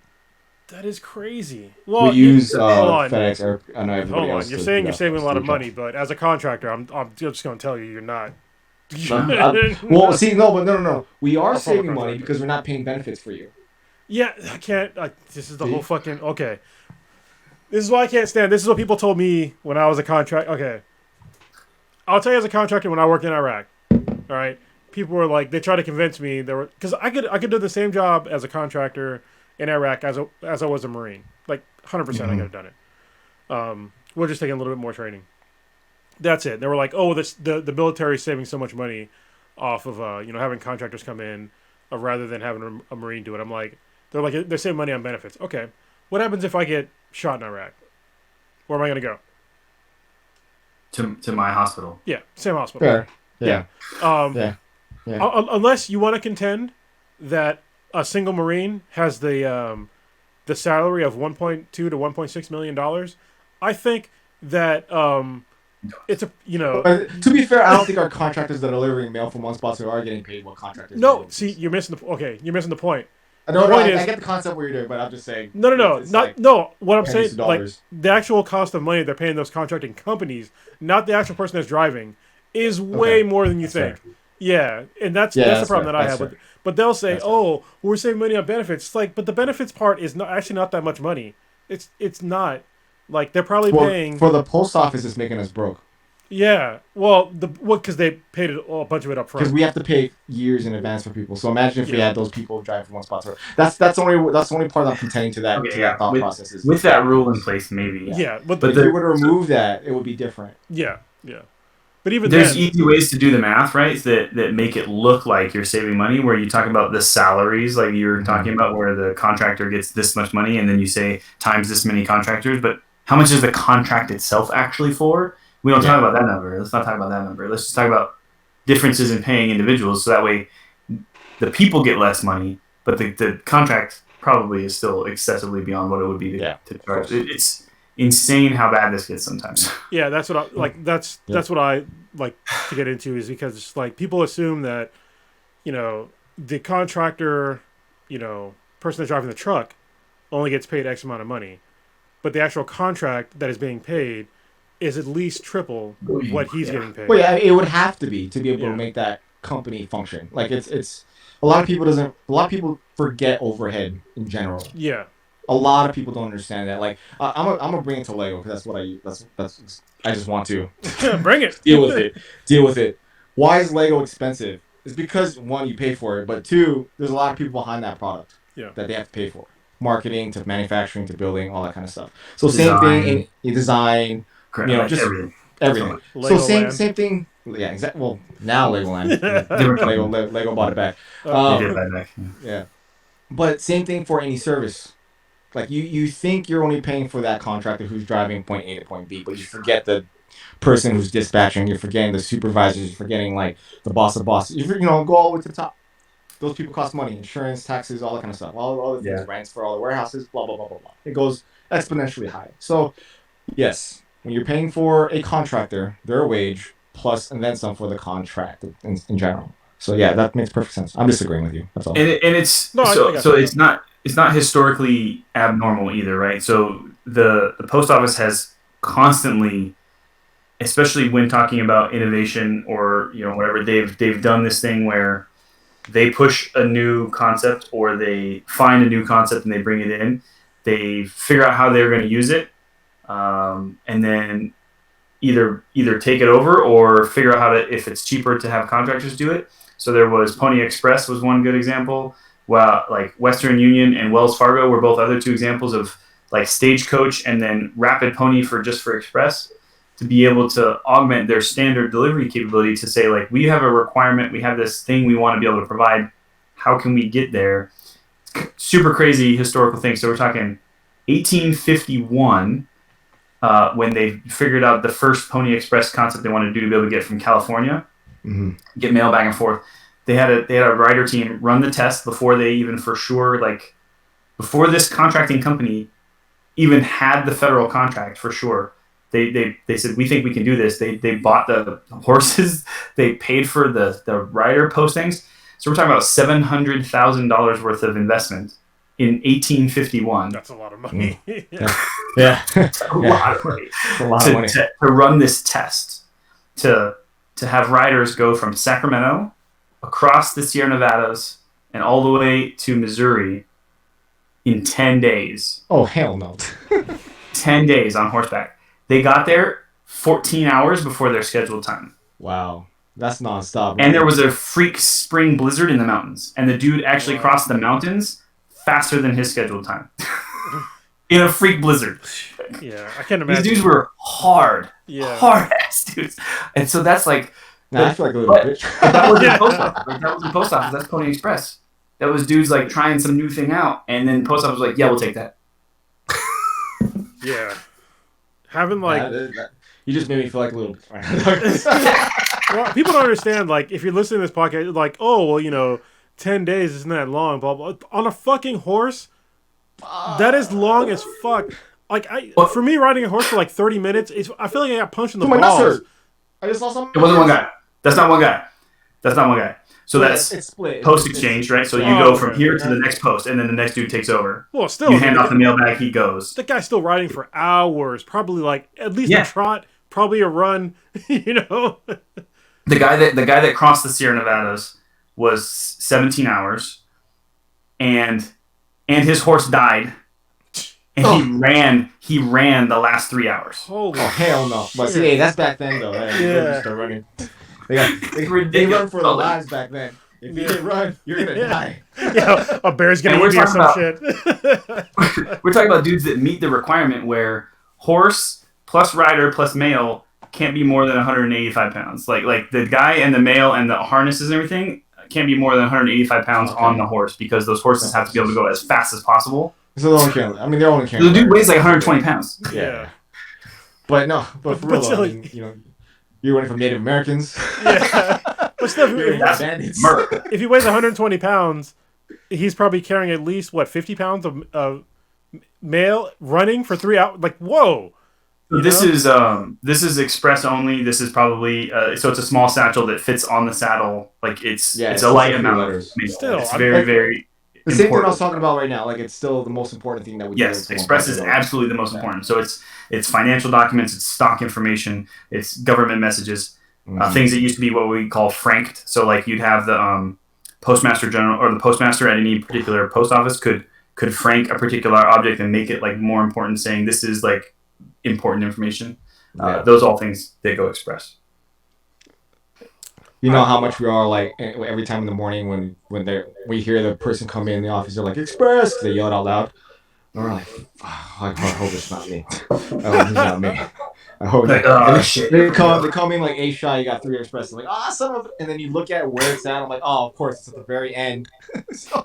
Get there now. Hey, but now you can. Well, I mean, for however long, how much longer that you're doing. I'll drive it there. You can think like, at least I'm not riding a horse over to fucking Sierra Nevadas for 10 hours. Yeah, you got a car. I got first world problems, so Yeah. I'm used to not having to run for my life. Unless I'm in the hood, you know. You know what I love is the way that the post office has like their the boxes. What are they called? The ones where UBM boxes. What are flat rate? UBM boxes. What does UBM stand for? UBM boxes. What does that stand for? The acronym. I don't remember. Oh, Jesus Christ. Box mail, something universal box mail or something. I don't know. I'm just making stuff up. That sounds like it's a flat rate mailbox. That's the same thing, right? Flat rate boxes, basically. Right? Oh, you're talking about like when you're sending boxes. I'm sorry, I thought you meant like the mail boxes. No. Like the actual like with the flat rate boxes. I fucking love those flat things. rates. Yeah. Because I figured out a cool thing how to ship stuff, but. Yeah, I don't know how it's equitable to the post office, but I fucking love shipping things in those boxes where it's like, hey, it'll get there in X amount of days. If it fits in there, they work. But I see a lot of people aren't smart with it. Well, they probably ship bullshit that's light. Yeah, that's what I'm saying. A lot of people, you'd be surprised. Like a lot of people aren't smart with it. The only people that really know how to use those things are people that ship a lot. Oh. So, and the thing is, like, what also hurts us too is like, which kind of bothers me is like we will. If you're like an eBayer or one of those people that like to send stuff out, you can request boxes to no charge, I think, and we deliver to you at no charge. Boxes. Yep. That's time. That's time to do, and we get. But it's a perk and benefit. Well, that should be pickup only. Like honestly, that's like an easy solution. It's like, listen, if you want a free box, fucking pick it up. Like for real. I would accept that we maybe like opened that up during COVID. Like, hey, look, we'll bring you the box. Yeah. For COVID, right? For an outbreak like this, but normal situation, no, you take your ass to the post office. Yeah, take your ass to the post office. I don't think we handled COVID right. In the post office. No, it's definitely existed before that. It just so you know what it makes me think if we're willing to say that the post office is required to deliver boxes to people who are probably shipping out packages to make money, most likely, that we've accepted a transition of priority for the post office from supporting the free exchange of information to supporting free exchange like commerce. Yeah. And because a lot of our business as far as DPS and FSS mail and the mail that you get on Tuesdays with those advertisements are all advertisements. You look at your mail today, how much of it do you just throw away? A lot. A lot of it. So when you look at your mail next time, to clarify, I recycle it all. Well, I hope so. Well, you know what's funny is that most of the stuff they recycle doesn't even get recycled, but that's a different podcast. Plastic, paper can all get recycled. Plastic is a pain in the ass. Yeah. No. Okay. Disagree? I did. Topic for another day? I do disagree. We'll talk about it. It should. You're right. Well, what I was saying. Next time you go to tomorrow afternoon or evening, whenever you touch your post box, or your mailbox, look at the mail that you grab. On the top right corner, if it says postal, like standard mail, ST, whatever abbreviation, STDs, standard mail, postal, whatever it is, that's the advertisement. You don't even have to open that as trash. How much of that do you throw away? Oh, a lot. I mean, yes, I'm saying. A lot. But a lot of people get a lot of BS mail and they don't know what it is. If it says UPS standard or standard postal, just toss it out. It's all advertisement. That's what it is. That's good. It's good to know. What's interesting too, so if things are still the same, and you may be able to tell me this or not, but if things are still the same as they were once the rate kind of layout got sorted out, that stuff costs them more than it costs a person to send the same exact weight of a letter to a person at the same distance, because they're trying to stop it from happening a little bit, or at least charge more money to do so. Yeah. Remember though, we can't raise prices unless Congress says so. Yeah. Or allows it to. And the previous administration tried to make us not deliver to every climate place, which goes against everything. Yeah, we're getting there. You used the term there, by the way. We'll get there in a minute. Push back that segue. I'm sorry. No. I'm glad you said that about the standard mail or ads, because I honestly I had no idea. And getting junk mail right now from my household has been particularly difficult over the past year, because literally all the parcels that we get in and all the mail, we literally have to sanitize. So when we get it in, we literally we spray disinfectant on it and wipe it off, and then we open it.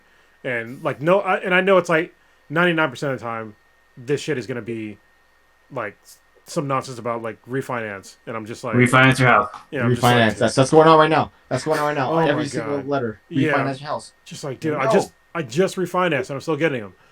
And I didn't refinance. Did you know that now that you've paid 1 month of your mortgage, you can refinance for less? Exactly. There you go. I'm getting one of those. Yeah, it's just so annoying. One of those today. Yeah, there needs to be a do not call list for mail. You know what I mean? Stop sending me ads. Is there? Jesus Christ, there is. I don't know how they do that. There are houses and routes that I go through, they'll never get advertisements. Really? I don't know how they do that. I gotta figure that out. But there are some that do that. They're rare. I thought we were about to just get the golden nugget of this whole episode. Oh yeah, you were going to explain that to us, and I was like, yeah, for real. Dude, I get assassinated. Bro, I would pay yearly. Yearly. Yeah. Hey, but that's innovation for you. Listen, post office, if it doesn't exist, I will pay you to not get ads anymore in my mail. Nothing. I don't want to get the Super Saver fucking bullshit. I don't want to get you refinance. I don't want to get, here's a credit card. None of that. I'll pay you. You know who likes that penny saver stuff? Old people? Exactly. They look forward to that every Tuesday. I'll accidentally not have one because for some reason the machine just lost it or whatever, and they will literally run down the street to ask for it. Wow, really? And I'm like, ma'am? Ma'am. It is hot. What are you doing? What was it that they were coming after? I was trying to search for how to figure this thing out. The Super Saver ads. So we call it Advo. Advertisements. So you get them on Tuesdays, that little pamphlet worth of advertisements. Yeah. And it changes. The weight of it changes from place to place. I can already tell the more upscale neighborhoods, it's thinner because they don't use it, and the more denser populations of low income, they're thicker. It's just interesting. But then it also trades. You'll get other businesses do it through the letter mail, so they'll get more letter mail of advertisements versus the penny saver type of feel. It's really interesting. That is really interesting. Yeah, because the advertisements they pay not across country. They pay towards demographic and location. I can almost guarantee you, this is a thought experiment. I don't know if it's going to be true, but I'm pretty sure it's true. If you looked at redlining districts, that the red line districts would have the more ads than the ones that were not redlined. Yep. Sorry, Shai, do you know what red line districts are? I have an idea, but if you want to inform me, go for it. So redlining districts in America there were federally mandated places where only black people could live. Yes. Yeah. Yeah, like, oh yeah, all the neighborhoods in my area. That's pretty much where they are. Okay. Yeah. No, I'm just kidding. The areas that I live at, I work at aren't red lines. Okay. Yeah, not. Yeah, no, they weren't. They weren't. They're all predominantly one specific color for one long time, and then it kind of diverse. But before that law was taken away. Well, not law, but like process was taken away Yeah. It's some fucked up shit. or prevented. Yeah. All right, Papa Bear, you make any progress on looking up how to do that? Because Yes, it takes 4 steps, and it's going to cost you $2. Really? Are you for real? Yeah. Okay, we So, need to the make 4 this steps public. are. Yeah. The 4 steps are opt out of pre-screened credit cards and insurance officers. So you can call 1-888-5-OPT-OUT or visit optoutprescreen.com, and then that'll cut you out of all of the pre-screened credit card and insurance offers. So that's 1/3 of what you're getting. So then you can also tell the data and marketing associations to get out of there. So one is DMA Choice. That one costs you $2, and it definitely blocks all of the marketing and database like mail delivery stuff. But it costs $2. There's apparently an alternative, but sometimes some slip through that one. The alternative to that is smaller companies, and they maybe don't register. That's why. So then, if you're not registered with the one, then they might be able to get through it. So you can go to. There's a company called Valpak. Yeah, I hate that. Yes, that's the one I always get. Right. You Get know, with I them hate and get cut off delivering of it, it. man. But if you just go to Catalog Choice, that's CATALOGCHOICE.org, catalogchoice.org. It's a free alternative to the other one, DMA Choice, but sometimes things get through and you have to go through manually and unsubscribe from whatever your address is manually assigned to. And then the fourth option is then as you get specific mailings, you have to go through each one of those and like specifically personally unsubscribe to their mailing list. So those are the 4 steps to for sure get off of every freaking mailing There list. you go. There's a gold nugget right there. There's an app called Paper Karma, which lets you take a picture of whatever unwanted mailing thing you get, and then it kind of attempts to process the unsubscribe for you. So that can help you work towards being able to get off those lists. What was that last one called? The app? Yeah. It's called Paper Karma. Okay. Yeah, and again, I have not done any of these things. I literally just searched it, went down a couple of the results that came up on Google, and was like, that one sounds like it's got a good kind of full list. I read a couple, and There you go. this one That's seems your like way the to get most away from that. concise listing. What was that? That's an easy way to get out all that BS. That's it. I mean, it's easy. So, but I can almost guarantee you that the places that you're talking about that don't get junk mail like that is that they have a thing where their zip code, they probably have some pre-approved like agreement with those companies that like, you will not deliver junk mail to these zip codes. And it's just not going to happen. Oh no, it's not. Really, really small zip codes with like 4 houses. Yeah. No, but what I was referring to is that there are specific houses that never get it, and we just see them like this house never gets mail, like junk mail. Maybe they did like the steps he's talking about. So. Yeah, no, probably there are not that many. I would count maybe in my entire zip code 6. Wow. Well, I'm gonna be one of them going forward. I'm just saying. I'm doing these There things. you go. Take I money wonder- away from the post office. It's all good. But then also, The hold only on. thing I'm curious about is how the opt-out works because, like, I just bought this house a year ago. So then I get junk mail with the people who are the previous tenants Yeah. and previous owner.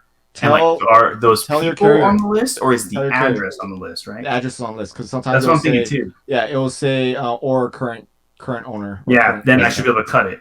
Yeah. Yeah. So if you normally what I tell people is just tell your carrier that this name does not exist in your household. So what I usually do, it's been Yeah, semi-successful. just write it. Yeah, well, I draw a line out through the person's name and then I put it back in the mailbox. What Yeah. do you just put a line through it? Yeah, and they take it. Just write something though. Write at least once or twice. Okay. Like write Does not live here. does not live here. Because Okay. when I see a line through it, I don't know what that means. I don't know if it means that this person died. I don't know if this person doesn't live here. Is this a wrong address? It's a we voodoo literally hex. have to. is what It's it a is. sad face with the X'd out eyes. Oh, that's that. Yeah. Well, we That's have a good point. we have a place. It's pretty morbid.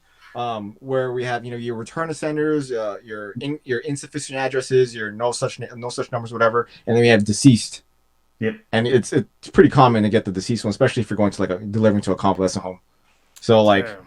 yeah. So like when you put a line through it, it's just write Y, and then when we start, or if you see your carrier, just let them know like, hey, this person doesn't live here anymore, and then because they don't want to carry that mail. Yeah. They'll just when it gets in the mail, they'll just take it out and they won't bring it to you. Okay. So And the thing is, like, your regular knows your last name.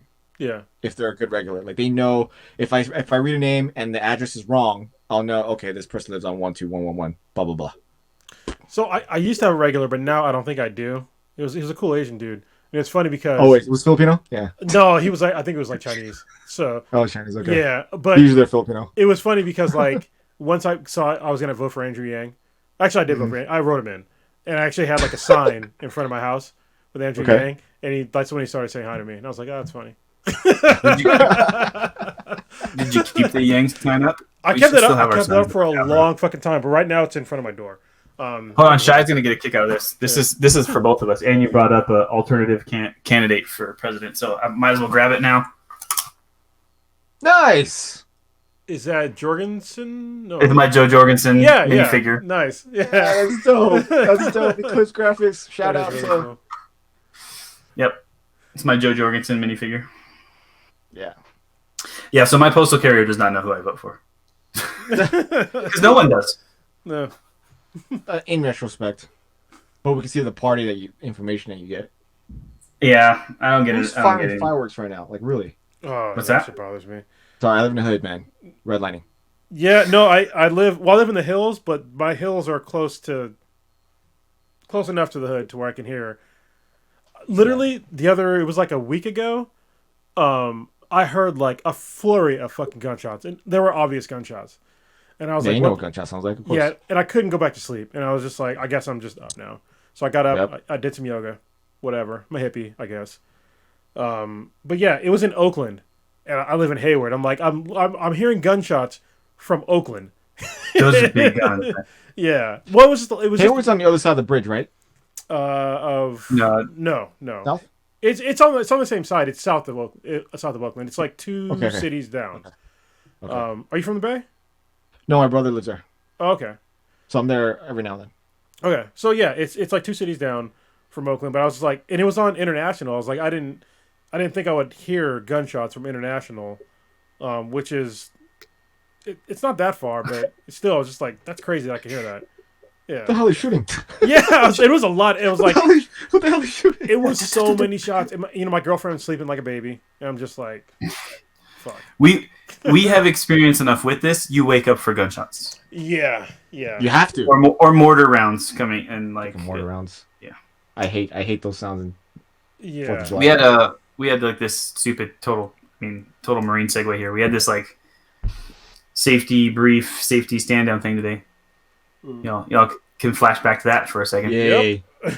Who So fucked during up? this, like I had to lead one of these discussions, and Rosser. they talk about this artillery simulator it was making the sound, like making the wrong sound. It wasn't making the whistling noise it's supposed to make, and then the thump, right? You guys are used to artillery simulators, right? The Yes. whistle noise and then thump. So you're like, while you're crawling on the ground nearby or firing your rifle, it makes it feel like artillery might be landing nearby. And like I'm reading this scenario to them, and I'm like, none of you fuckers sitting here listening to me read this has actually heard any of this shit like coming in at your site. I was like, That whistle though. bunch of young Marines. That whistle. That the spiral. Oh, dude. Well, see, Yeah. I'm artillery. Like that's my love. So I mean, I'm not a cannoneer, but I'm calm. But like, dude, like All of us. I love that 155 going into the air because that means someone's gonna be damaged on the other end. But being on the other end of that though, when you hear the mortar round, the rocket, like all that kind of jazz, you already know what that thing can do, and it's just like where is it gonna land? And All you hope is it's not near you. exactly. Yeah. That's the best we can do. I saw my death coming when I went to Iraq for like the second long term. Well, it's supposed to be long term. I came back. I don't know if I told this story on this yet, but so I was second time back, and it was in the VBC, the Victory Base Complex in Iraq, in Baghdad, and we never got incoming fire. Well, rarely got incoming fire like where we're at. Like I never got when I was there for a year, I never had to actually run for cover where I was at. Second day I came back, after I got laid off, which I talked about earlier, I had to go back to Iraq because I was like, I got no job, I have a family, I have a mortgage, let's go. So I go back 2 days later. The incoming siren goes off. I'm like, we've heard it before, no big deal. Yeah. Then in the background you hear boom. It's like, it's not fucking close. And then boom, like closer, and then bam, crazy close. Fuck. All right, let's get up. We need to because I was in a trailer. It had the trailer I was in had no cover, so I was like, let's get to the data center, which wasn't far. Let's run there and get to like some cover. So as we're running, I'm looking up and I'm seeing incoming, and I'm like, and I saw one coming directly at us. I'm like, I'm fucking dead. Like there's nothing I can do. I'm dead. And the CRAM saved my life. Like really, I literally watched it get intercepted. Oh, yeah. Or the phalanx. Nice. Sorry, CRM's on a ship. Phalanx is on land, so it was a phalanx system. Yeah. Saved my life. That's man, and it got so daily, like complacency set in kind of thing totally. With the mortars at our site that like we had bunkers and you could tell, I could hear it. I'd be like, that's not in here. Yep. I'm not running for cover right now. That's like at least 300 yards that way. But see, when you hear the explosion and you look down, you're like, I'm fine. I'm still here. Yeah, I'm like, all right, well, what's next? What do we do now? Yeah. The only time I really felt like I was going to die, like exactly how you felt right now when you saw it, wasn't because of a mortar round or a rocket. It was because our air officer thought it would be funny for an F-18 to do a flyby. Fucking asshole. Like, we're like, this is right after we just got mortar attacked. Like, literally, like, a couple days later. We all, and this is like mine, we just made a cob out of nothing, so we don't have any cover. Yeah. Best thing is sandbags and Hescos, if that. And like, man, yeah. So we hear this loud, like, roar coming out of split nowhere. And all of a sudden, you feel it. You hear the roar, like, oh, we're all dead. You just grub down, and then you hear the whoosh, and you just see the F-18 like go on its belly and fly upwards, and then you see the air officer just cracking his. We beat his ass. And they do a little wing. So we knew it was a marine pilot, but we didn't give a crap that he was a captain. Yeah, like, he got jumped. Yeah, I mean, honestly, yeah. Why would you do something like that? You know. Well, I mean, he did it for morale purposes, and that's not morale. That does not build morality. Hey, whatever. Staff and steals, include myself. Yeah, we jumped his ass into a porter shitter. It's just the similar sound and feeling, like so right around when that complacency set in, where we could tell where exactly on the compound mortars might be coming in, without telling anybody. HIMARS. Y'all know HIMARS? Did you get a chance to be around HIMARS at all? Yeah. Screw HIMARS. I'm artillery, remember? Right. So, but they set up, they established a firing position on our freaking fob and I had no idea. No idea what they were. And so I'm walking from here to there, and apparently fire mission goes, and it's like right out of it. It's like, what the hell was that? No notification, no idea that the fires were good. I was like, okay. I had to figure out later that that's what that was. I was like, wow, I have never been nearby where that went off. This was, 11 years ago. So I mean, artillery no longer exists for the Marine Corps now. Yeah, right? Well, because you were with... I was with 514 through 11 for artillery. Artie's gone now, too? I thought it was just... Artie's is disappearing, too, I think. Some of them have shut down. Yeah. I mean, it's one of those things. I mean, Kill Chain, great book. Get faster. Yeah, it needs to be different systems. So... It is what it is. Yeah, it sucks. Yeah. Shai, did you get a chance to read Kill Chain or no? No, I haven't yet. You should definitely read that book. Like, it's on the list. Yeah, throw that on the audiobook list because it's on the list. It's literally in my audiobook list. I just haven't clicked it to actually. It's good. Like, it's gonna piss you off. It pisses all of us off. See, that's the thing. I know it's gonna piss me off, and that's the thing. Like, I do my best not to get pissed off. So like, right now I'm a short temper, and that's just gonna be like, I freaking hate this. Here, hold on, I can make it better. All right, so listen to that book, and right after you listen to that book, listen to Awaken Online. Okay. Seriously, Fine, Okay. like listen to it, then awaken online. You'll be fine. Like it's a Okay. you know, I do It's this, a good. like, It's a good. We'll bring it back. yeah. I have to like I listen to some shitty, not shitty books, but books that are like about civil rights and stuff like that make me angry. Ones that hurt, like those books that hurt. You're like, Yeah, and so I have to like refresh. And for me, they're like lit RPG books, and Awaken Online is like one of the best ones. So Oh, I'll just put on Twilight. you put on Twilight, like the Bro, like You're gonna when go we were in emo on Afghan- us. no, You're when gonna we be were all in sad. Afghanistan, I read all of one them. of our wives sent us all 4 books. Or Oh, 3 books. I read them. I read them in Iraq. Yeah. So yeah, I get it. I They're there. read all of them. Yeah, Just read them through. yeah. Hey, I'm Team Jacob. Well, I'm Team Alice. What the fuck are we talking about? You know what's crazy about that book? 'Cause people are like, "Why did you read it?" I'm like, "Well, first, I was in Iraq. I had nothing else to do besides work and work out because I was fat at the time." But the first book, the first book was so terrible. Like the end part was so terrible. Yeah, it was pretty bad. And then I was like, I'm just gonna keep going. I mean, it gets better, but Does it? yeah. I mean, compared to the end of the first book, it gets kind of better. Yeah, it does. Yeah, You know, it but leaves on a little thing. I mean, the But the fourth one ended very saddening. It was kind of. I thought the movies did it more justice than the books. I don't know. Sorry, Alberto. Why are we talking about Twilight, bro? It's I rare. brought it up. I'm just saying. Went from slave bodies to delivery mail to slave bodies to now talking about Twilight. Yeah. welcome to this weird ass random podcast. I'm loving it. We just talk about whatever. I mean, and we have a general central subject, and we float around it. All right. Let's go back. That, or if you bring up the Marine Corps, we'll just automatically dive that way. That's what always happens on these podcasts. So hopefully everybody understands, listening to these by now, that it's 2 Marines that normally are on the podcast. Now you got 3, so you're gonna get this shit even more. So We ended last season and started this season with 3 Marines on here going down some rabbit holes. Yeah, I'm saying I can go down to so much. Yeah. We need to do a podcast just about the Marine Corps and like why. November 10th. Yeah, like November why 10th. I got out in the November. That'd be a great one because that's actually when me and Papa Bear like virtually met. That was when we met, right? Because we never met in real life. It was just through drinking online. Yeah. What perfect way to meet other Marines and to have alcohol be involved. It was a freaking. It was a long night. Yes, it was. My girlfriend was not happy, but it's all good. It might be. I mean, so it might be a fun thing we need to record late season 2. Are we gonna hit the birthday by season 2? I don't think so. It might be like beginning of season 3. Yeah, it might be season 3. So we can record it break. So look forward to that. I think we'll have to record it early though, or just have it be live. Yeah, we could definitely do that. So Do a people can live see, one. like what Marines are really like. Yeah. So Welcome to the hell. yeah.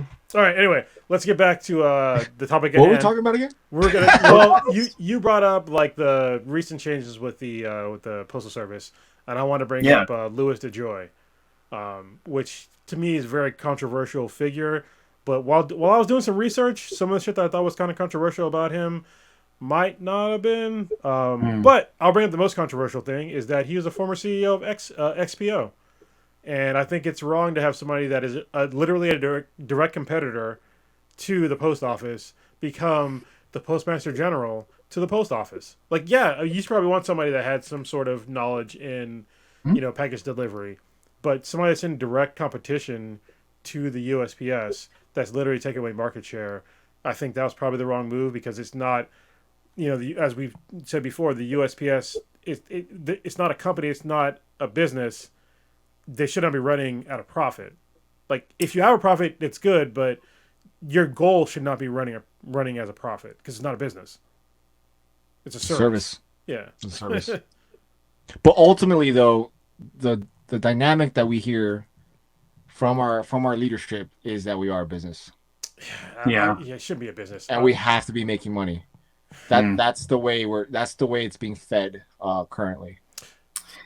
So I mean, like as we talked about it earlier, like the goal is supposed to be, free. I wouldn't say free necessarily, but I will say free, but affordable access to the information and the service being provided for all of the citizens. That's supposed to be the idea. Mm-hmm. But I will say that it's not a new concept that particular scenario. So, what do you know Benjamin Franklin for? I mean, Like mostly as a newspaper publisher, sure. like someone who wrote a lot of stuff. He was a player, right? Poor. A lot of What's, women. what's his name? Poor something's almanac. Can't think Kite of in it. the sky. Yeah. Yeah. Oh, wait, that's him. Yeah. So, anyways, so he was a journalist and a publisher first. Owned a lot of newspapers. First Postmaster General Yep. We know that. at the time, while also making sure that the post office delivered all his newspapers for free. Light bulb. Hot take. Right. So, I mean, it's not historically unheard of to ensure that, like you said, that person who is running that organization for the government is someone who has like knowledge and understanding on it. The guy that established the first, like Western Union and then Wells Fargo kind of were one company first, split into two separate things, and the guy that ran it when it was organized before they split and kicked him out became the next Postmaster General. So like he knew how to run those organizations. It's not uncommon. I think probably because of the mindset, like you mentioned, like, hey, I already know how to do this. But honestly, most of the appointments to any of those positions have all been like political patronage. Like, oh, I'm now the Republican president. All the postmasters and all postmasters general are now Republicans. Like, I don't care who you are, you're all fired. That should not be. And you are now all Republicans, right? That's literally to the tune of 2,400 and something employees fired all at once, all replaced with new political party people. You're like, dude. It's funny too because the union, at least for the carriers, usually vote Democratic. Always. Interesting. Always. Yeah. Is that just a union in general thing, or is that I mean, it's post office thing? That no. generally, Yeah. generally is a union thing. I work for the UPS union, and I'm not a union guy traditionally. I don't have high opinions of the unions, but yeah, when I worked at UPS, the vast majority of people were Democrats, or voted for Democrats. Yeah. And I wonder too if part of it, especially with the post office, isn't that there's this perception that the Democrats are the party that are for like bigger government and managing the government. So if you're a part of an organization that, if the growth of the government continues, our organization succeeds, they then would support that party. While most people just don't realize that both parties are big government parties, just different kinds of big government. Well, yeah, they're big government parties, but I think to me, as I think about it, what it comes down to is that the Democrats usually will generally help out more of the common person in like dealing with social issues and like really kind of spreading like social programs across, right? And so for me, unions kind of do sort of the same deal. You have to pay into it, for their union dues, which is one of my main issues with unions. But they take the money that you give to them and they give you a service to make your life better. And when it comes to Republicans, their whole thing is less government, pull yourself up by your bootstraps. And so, they're kind of opposing views, in my mind, anyway. But so that's like the Republican story, right? That's what Republicans pretend to be. Yeah. While still Correct. like rarely lowering actual government involvement in things. It's just that they talk about different subjects that they want the government to be more involved in, and at no point is anybody ever reducing how much the government's actually involved in. No, yeah. Every time they say like, small government, it's like, hey, when have you ever reduced the government? Like, in my lifetime, the government has never been reduced ever. No, and I'm been around for 41 fucking years. So, yeah. Good. So yeah, I think that there needs to be a shift change for that. Like, honestly, I'm for a smaller, for some parts of the government to be reduced. I'm totally for that, but why are you lying to people? Oh, there you go. I got the seltzer. I was drinking the Truly lemonade earlier. Yeah, that's the one I got. No, I just didn't want to go all the way to the garage for one of the beers you sent me, unless we have a minute. I mean, I think you want to take a break? Because I can definitely use the bathroom. I'm sorry. I can use the head. Yeah. There you go. I will go out this hatch and then we'll also use the head. All right. But I could get a beer to go with the beers I've already drank. Shai, you good for taking a break? I'm gonna go check out my kid. I can hear one of them crying. All right, cool. Perfect time. All right.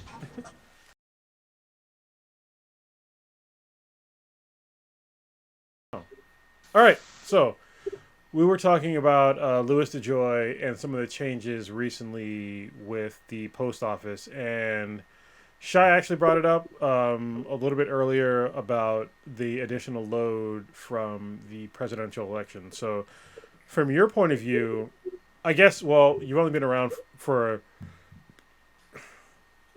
a year and a half, 2 years. So, obviously, you haven't been through an election before from the post office. No. But obviously, you work with people that have, right? Yeah. Yeah. So, what was their general opinion with this election cycle and having the mail-in ballots? Like The pressure now is based on what you were seeing in social media and through formal media, with the rigged election type of deal, blaming the post office for not delivering mail, like seeing things you would see which happened like 5-6 years ago. Bring it up now. We're like, wait, what? So we didn't want to be held accountable. Why are you bringing up old shit? I'm just saying that people would hold us accountable for things that we had that's not us. But the extra pressure this time was no missed. Like anything political mail, like which I brought up earlier, that the only time we'd ever walk back to deliver something that we missed would be a check or a parcel. But if it was political mail, you pass that house, you're delivering that. You're going back to that house. So a route that normally would take, and this is those like thin flats, those very thin political vote for blah blah blah blah blah, which most of the time never came pre-sorted for you. So we're sitting there in the morning, going like this to all these things, and we wouldn't leave the office until like close to noon. Well, we'd be normally leaving like at 9 o'clock. So we're already leaving 2 or 3 hours later, and then having to deliver all this BS. And it's not like a normal loop would normally take us 15 to 20 minutes. It would take us a good 30 to 40 minutes per loop, based on how much pieces of flats and letter mail we're delivering. Because it takes time like this. Yeah. But I mean, you're going through it all, So it just the pressure of having to make sure we're not misdelivering political mail of all things definitely put unneeded stress on everybody. I'm sure it's totally inappropriate, but and you were like hitting a very, very important thing about the stress level that you have to deal with, but I can't help but see this is all inappropriate. The Marine in all of us was like, I just see that. I know. Something else going on. Hey, my fingers are good, man. I have strong hands. The mail, hey, if the post office does nothing else for us, right, it makes sure that your fingers are strong. Yeah. They They can get them spots, lady. They can get them spots, lady. My wife loves it.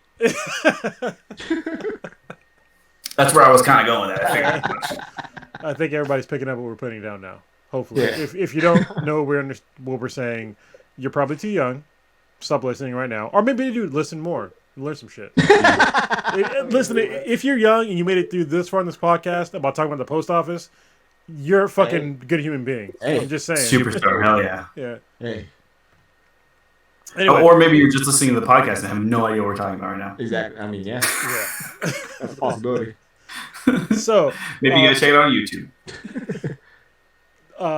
there were some things that I was researching that when I first heard about it, I thought it was true, but now I'm not really so sure. So when DeJoy became the Postmaster General, they removed a whole bunch of automated mail sorting. machines. Yes. I totally forgot about all that BS. Yeah. So as I was doing my research, it was controversial if this was true or not. If it was him or was already in place that they're going to remove a bunch of them, or if he just accelerated the timetable of when they're going to actually remove these automated mail sorting machines. Yeah. So do you have any sort of opinion on that So at the same time, while you guys are all hearing that, in the post office side internally, they were telling us to not cut back on overtime. So work more. No, Are- yeah. So if you That's what that see, means. this is where he kind of got himself into hot water. I don't think anybody noticed that. He was telling his postmasters, cut back on overtime. So you know what that means? At this Oh, time, no cut matter back where on. you're at with your mail, you come back. Oh, okay. So cut. Sorry, I thought you said have more overtime. I heard you. No, no, no, totally no. wrong. Cut back. back No on. overtime. Okay. That's to save money on overtime because that's where we spend a lot of our money is overtime. Yeah. So if you're still out at this time, when overtime and V time will start at this time, you come back. And what does that do? We bring back mail Yeah. to then deliver the next day, and then the next day, and then the next. See that rolling effect? It's And then it got so bad that like the unions were like, "Yo, this is not good."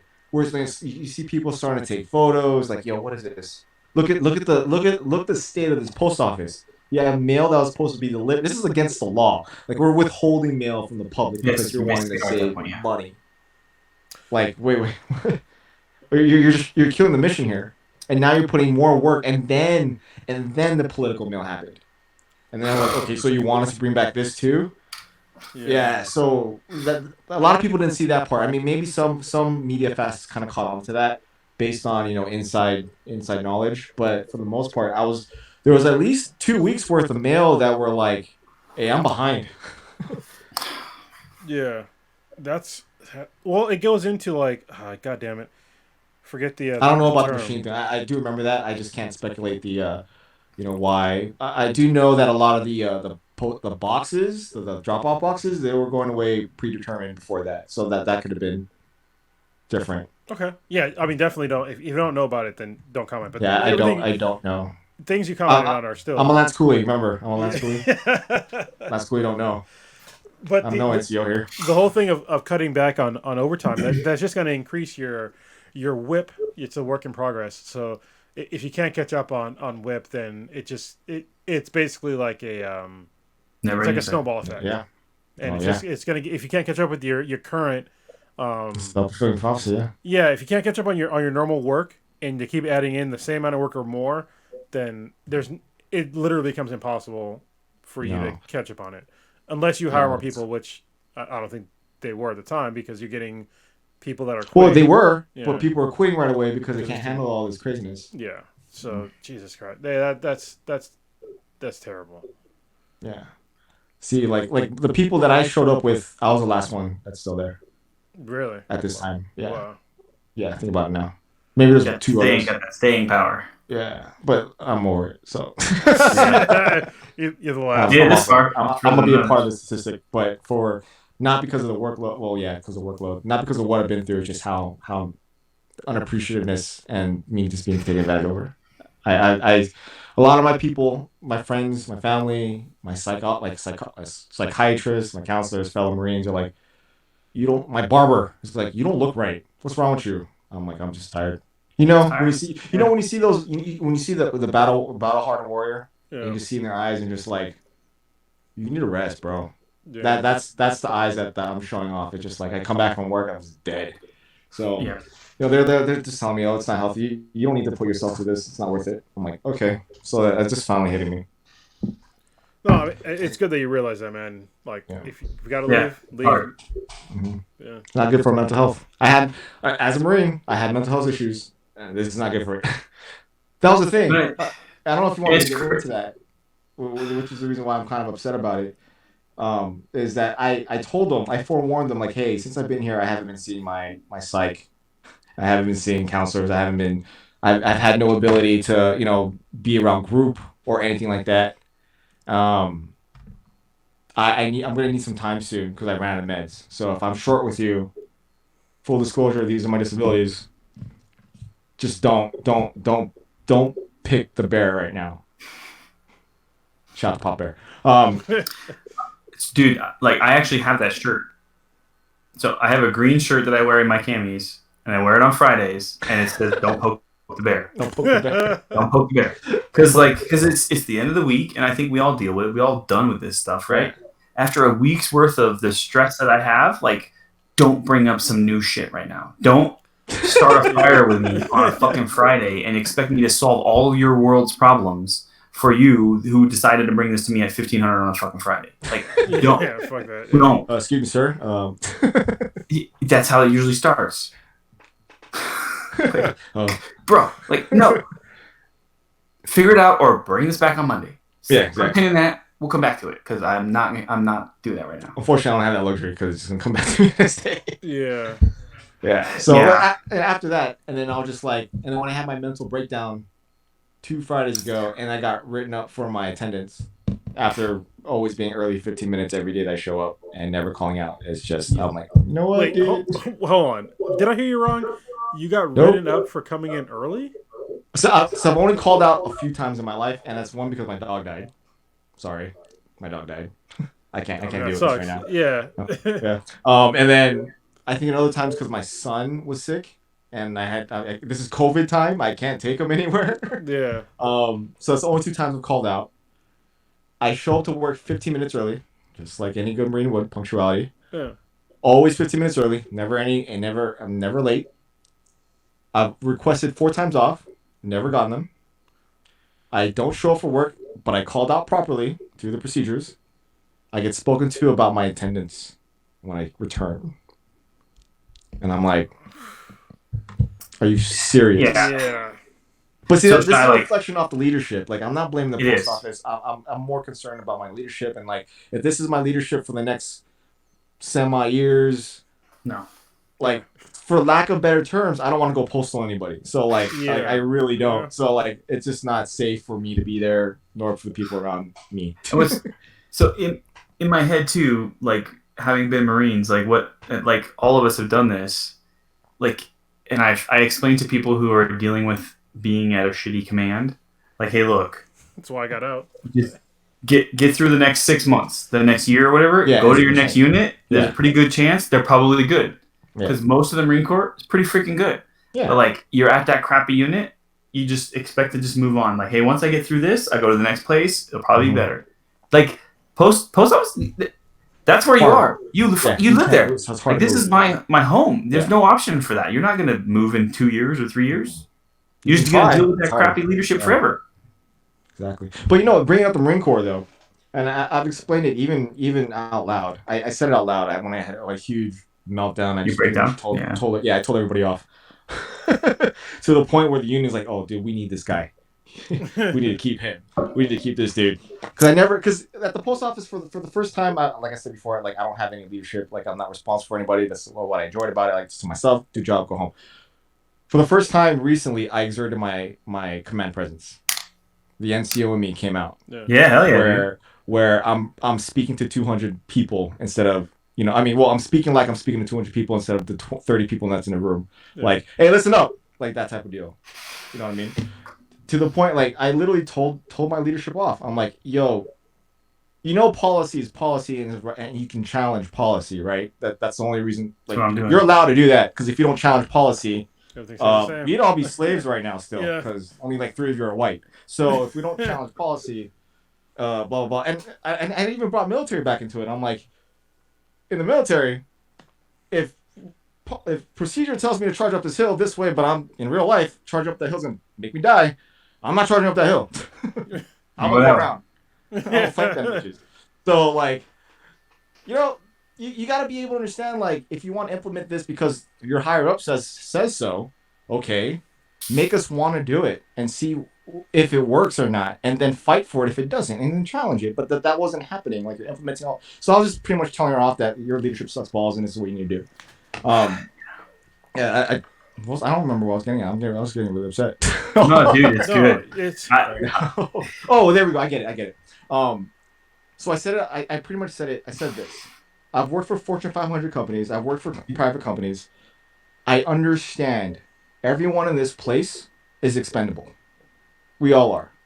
The true most expendable personnel is the military. You know why? Because they send you to your deaths. yeah. You know where I don't feel expendable? In the military. You don't feel that way. Yeah, you don't feel that way because in the end of the day, we're taking care of each other. Truly taking care of each other. No matter who's shitty to you. Like, your command might be shitty, but you know what? Your NCO is looking out for you. Your peers are looking out for you. Your young Marines are looking out for you. Like, we always look out for each other because at the end of the day, that's all we have. Yeah. You know what I mean? Like, that's it. It's like, I never felt expendable in the military, even though we all know we're going into harm's way where none of us can probably come back. I didn't feel like the government was sending me to my deaths, even though they were. But you're saying that potentially you kind of feel that way. Here, I feel like you. I definitely don't feel like I'm appreciated. Is pretty much in the end of the day what I'm saying. Well, like, say thank you. How about that? Yeah, it's not that fucking hard. Right? It comes down to it's a culture, right? So it comes down empathetic. to like the culture of like where you're working, Mm-hmm. and I've, you know, when I went back to Iraq and I was making a bunch of money. I was I went back to Iraq after I got laid off. I was getting paid like more than when I left. It was a good amount of money, Mm-hmm.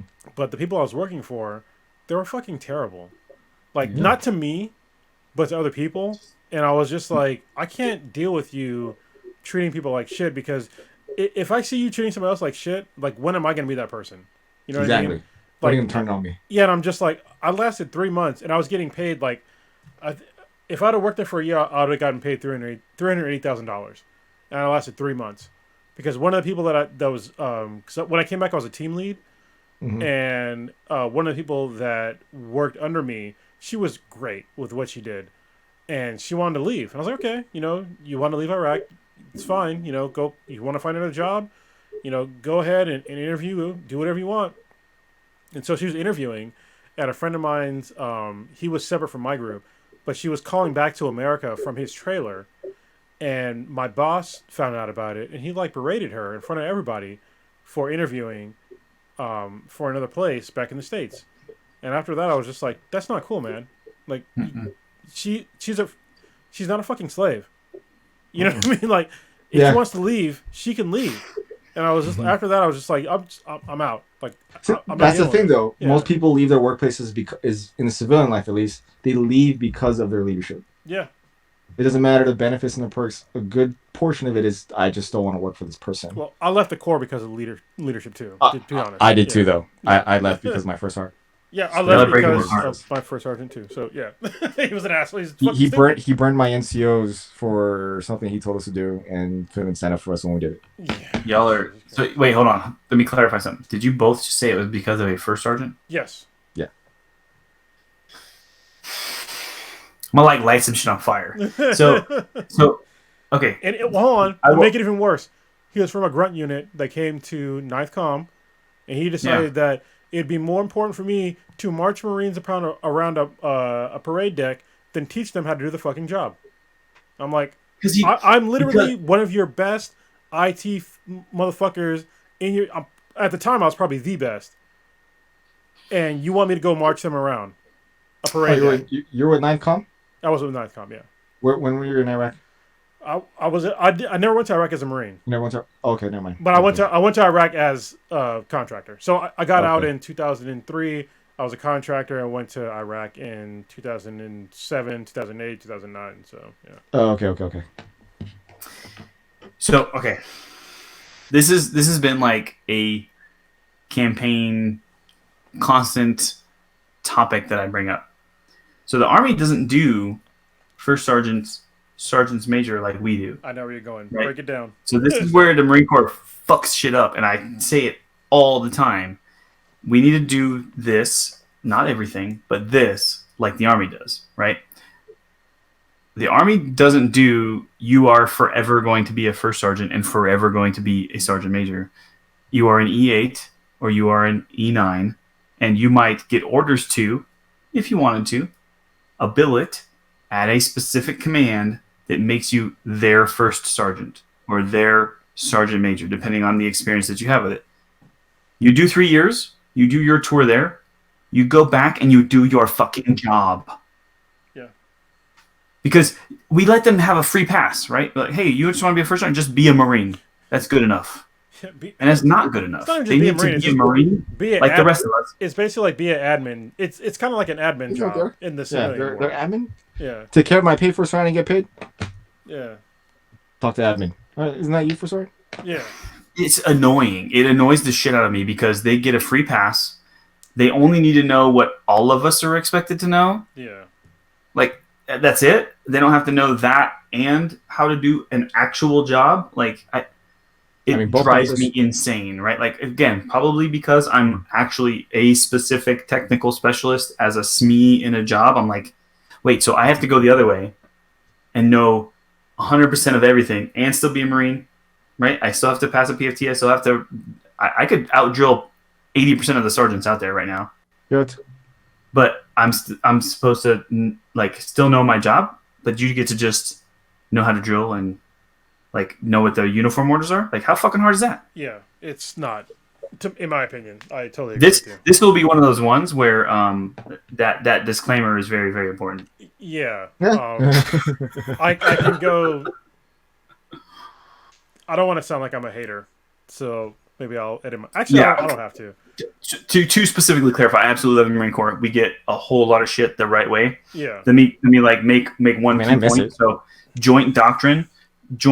How Air Force, Navy, Marine Corps, like Army all interact, how we engage. 90% of joint doctrine is Marine Corps doctrine with words changed to make it joint, because we already do that, right? We integrate air, we integrate sea, we integrate ground. We know how to do that at a small scale, and all you have to do is scale it up. 90% of joint doctrine is done that way. That doesn't mean we're infallible and can't screw shit up. And I Yeah. think that this is one thing that we get wrong, and Well, we need yeah, to fix it. I mean, there's a few, especially when it comes to like the technical side. This is the other part where the Marine Corps gets it wrong, is that for some reason the military in general, but especially the Marine Corps, I think it's even more extreme, where we're all getting paid the same amount of money, and they don't put Yeah. emphasis on these. Like, I'm sorry, I should not be getting paid the same as a motor T guy. Nope. Like, I had a much higher skill set when I got out of the Marine Corps. You know, I had a decent job, and within like I think 3 years out of getting out of the Marine Corps, I was in the six figures. Can a motor T guy do that? No. Like, unless you, it'd be like the top 1%, probably like even less than that. No. I don't understand. There's no incentive for anybody that's in a technical field in the Marine Corps to stay in. There's none. No. None. Not at all.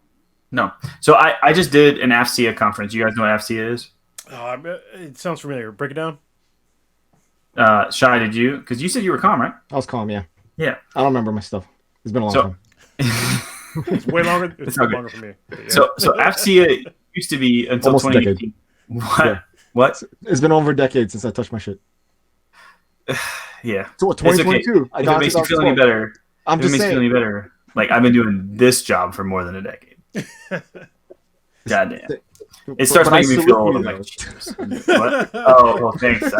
I salute you I guys. don't You need know, that you, shit. you get the gold brim and the nice all black trimming. No, so I Thanks, though. okay. Pin in the gold on the hat. Okay. Pin in that. We'll come back to it. So I did a AFCEA, which is the Armed Forces Communications Electronics Association. It's what they used to be called. In 2018, they changed their name to just AFCEA International. So kind of like how International House of Pancakes is now just IHOP. Yeah. It's basically AFCEA decided like everybody knows what the hell we are. Who needs to know what the hell we are? So we're just going to use the acronym as in the actual name. So Armed Forces Communications Electronics Association. They held a TechNet Augusta conference, and it basically brings all of like the industry and military together in a conference and kind of lets us talk about stuff. So I was a part of an all chief warrant officer panel to talk about like. So you're dealing with like companies like Harris and things like that. Yeah, so Harris was there, Panasonic, talk about Yeah. Tough Books. Like they all present their newest stuff. Yeah. Panasonic's at the point where they're like producing tablets and like small portable devices that we can use. Trying to get us to the newest thing, and it's a different subject, but the problem being like kill chain. Like, great, that's awesome. You have this thing. Guess what? It's going to take me 5 years to get it. And Ridiculous, right? It's insane that IT especially is tied to this timeline as the same way a boat is and a artillery system is. Like, yes, I get it. Those things fucking explode. You might need to test it and make sure it's not going to explode in my face. Like, IT systems don't work that way. We're talking about commercial industry capabilities that connect to the internet, the same thing that some person in another country is connected to and could potentially access and make like vulnerable because of their ability to flex on what we're doing.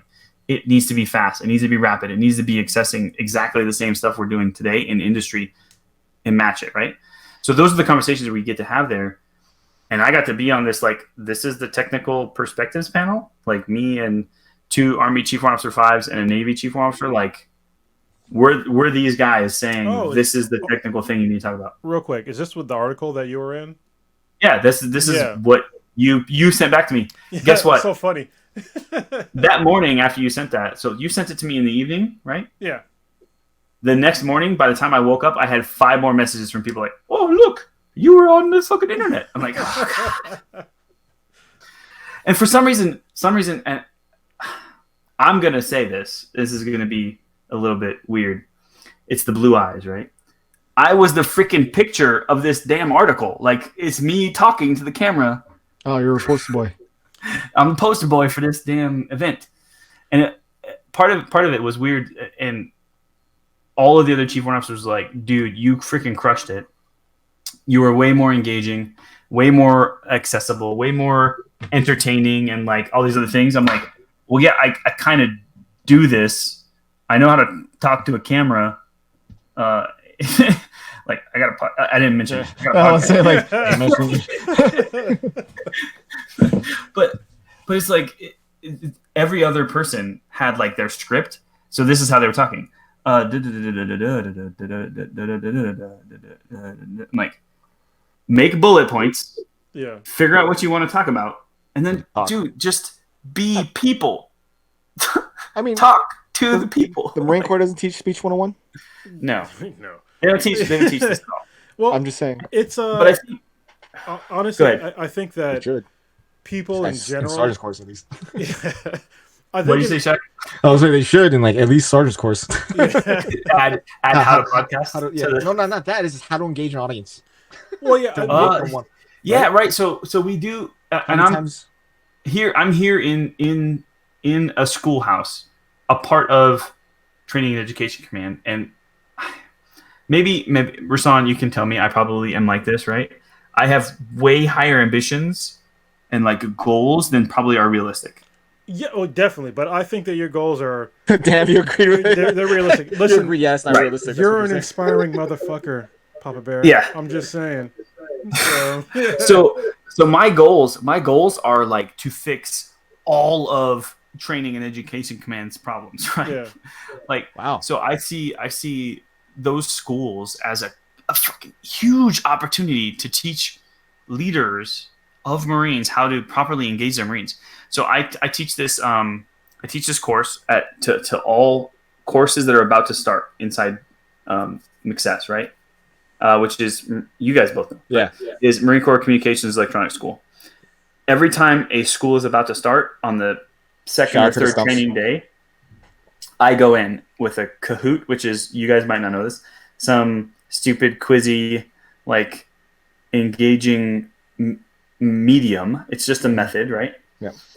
Where they get to answer quiz questions, but it's really me like talking to the class about how they're supposed to learn. Like, look, you need to be engaged in your own learning. I can only do so much for you. Your instructors can only do so much for you. If you don't give a shit, you're not going to learn.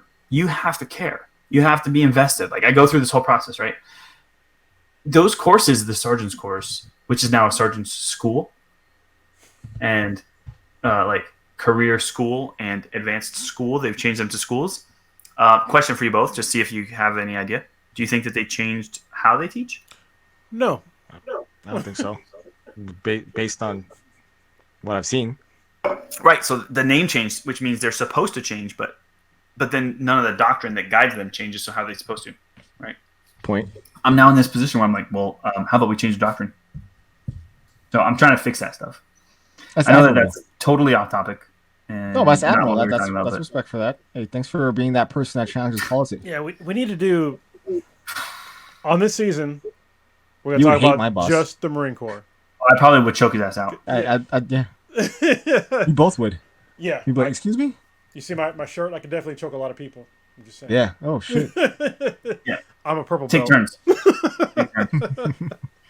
I told you before, though, when you come down here, we have to grapple. Oh yeah, yeah. We'll have some, hold on. I obviously because of COVID, I'm very rusty, but I Dude. still will do very well. I'm pretty sure. So has it been 10 years since you grappled? No, just a year. We're good. Yeah, but I'm coming back soon with my. I'm building a pod of people. Yeah. I have like mats that are portable mats. And Yeah. we're gonna have like a You COVID will- pod, and we're gonna. You we're will gonna start training. 90% likely whoop my ass because this has been at least 8 years since I grappled. So Well, and this is like one of the things. consistently. I'm in a bunch of like, obviously jiu-jitsu groups, and there was like a thing talking about how like, Marines aren't the best fighters and aren't the best grapplers, and I'm just like, yeah, no shit. Like You don't let me do it every day. Yeah, like we're way better shooters in general because we spend way more time learning how to shoot than we do learning how to actually fight. So yeah, you want to take that from us? Congratulations. I can still shoot you from like very far away. So With iron. You Wait, know, they don't do iron sights iron anymore, right? sights. So you Yeah, call- for me, yeah, God. it's definitely iron sights. Oh shit! Neither of y'all have shot with an RCO. No, yeah. Well, hold on. I've shot with optics before, like No, I have fired with like as I was getting out, we used ACOGs. but not On in the- the core. I have not shot in the core, like an On actual the ACOG. KE range, Yeah. like on your known distance range Yeah. for qualification Yeah. with an RCO. No, it'd be unfair. I mean, for me, it'd be My easy. last range was like that. Okay, nice. And I was Badass. like, why? You're like, I can see it. Whereas like we're all used to iron sights at Yeah. the 500, and you're like, look, there's a white square. Yeah. I'm gonna put it in the center, Mhm. and I'm gonna hit what I'm shooting at. But yeah, Yeah. I mean, but people don't understand that. Like when you go through like boot camp, and even if you go through McMap, if you're a black belt at McMap and you grapple me, especially like last year, like when I was actually like training Consistent, yeah. consistently, I will go up against any McMap black belt Yep. in grappling, Yeah. and I will 99% of the time I'm gonna win. That's Get why mad. I said I'm you not are being most cocky. likely gonna whoop my ass. Yeah. You are most likely gonna take me down to the mat and pin me, or make me tap. Yeah, and But well, hold on. Let me just I'm break it good. down real quick because people that heard that are Marines might be fucking mad. Let me break down the actual numbers for you. Like, when I'm a purple belt in jiu-jitsu, but that's like the amount of time that I put in is way fucking more time than you put into McMap. Way more time. I spent 7 years training basically at least 6 hours a week. I'm sorry, that's the minimum. It's 6 hours a week. Minimum. Yep. If I'm competing, which I competed before, I competed up more than a few times, I'm putting in at least 10 hours a week, if not more. Yep. If you're going to tell me across 10 years, you're going to tell me that you're black belt in McMap, you're going to be able to beat me in grappling, like, you're not training at the same thing that I'm training at.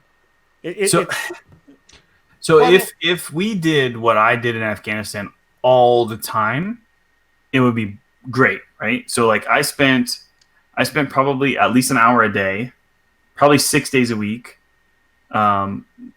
doing martial arts and grappling and really training at it, right? Yeah. Which is great and would be amazing if we actually made that a priority and focused on it as a always consistent, always on kind of thing. But it's not. And it shouldn't. the amount of time it takes to progress is not that hard. Yeah. But, there's other concerns that you have. I mean, like, if you're in the Marine Corps, especially if you're like us, if you're in comms, like, you have to actually know how to do comms, And if you're a grunt, you have to know how to fucking shoot a gun. Or if you're in artillery, you have to know how to, deal with your weapon system. Like, there's all these other things that you need to put way more time into than just grappling or into fighting. Because, that's not what we're designed to do. So, it's not good or bad. It's just a fact. Just real. Yeah. Which is kind of how we try to keep it here. Yeah. But we're still do we need to close up? We're getting there. We're at the 3 hour mark. Oh, Jesus Christ, we are?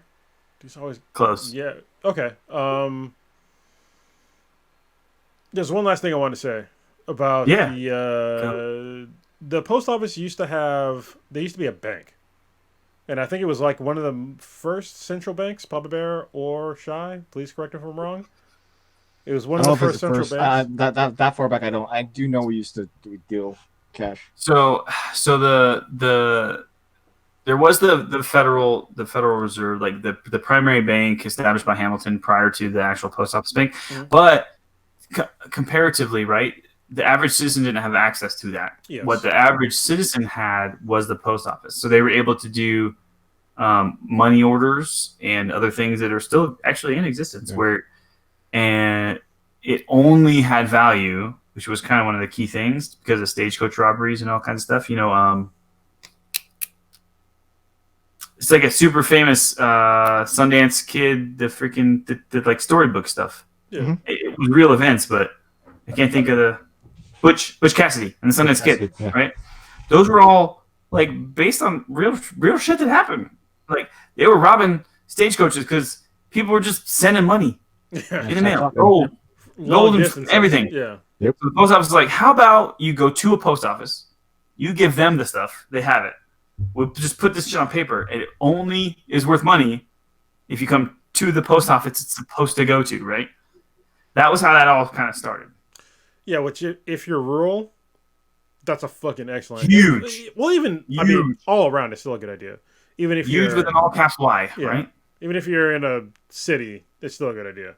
Yeah. But my favorite president, Lyndon Johnson, abolished. Well, it. you're okay. Continue. Sorry. Lyndon Johnson abolished having the postal service being a bank. So Yeah. So when we talk about on probably the next podcast our favorite presidents and who we consider our best and worst presidents, Lyndon B. Johnson is going to be my favorite still.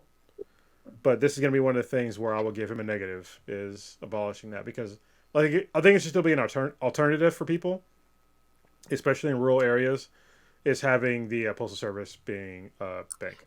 So yeah, to count on Western Union to do it is to me like so for one that's primarily like digital now. And I'm like slurring because this thing is damn strong.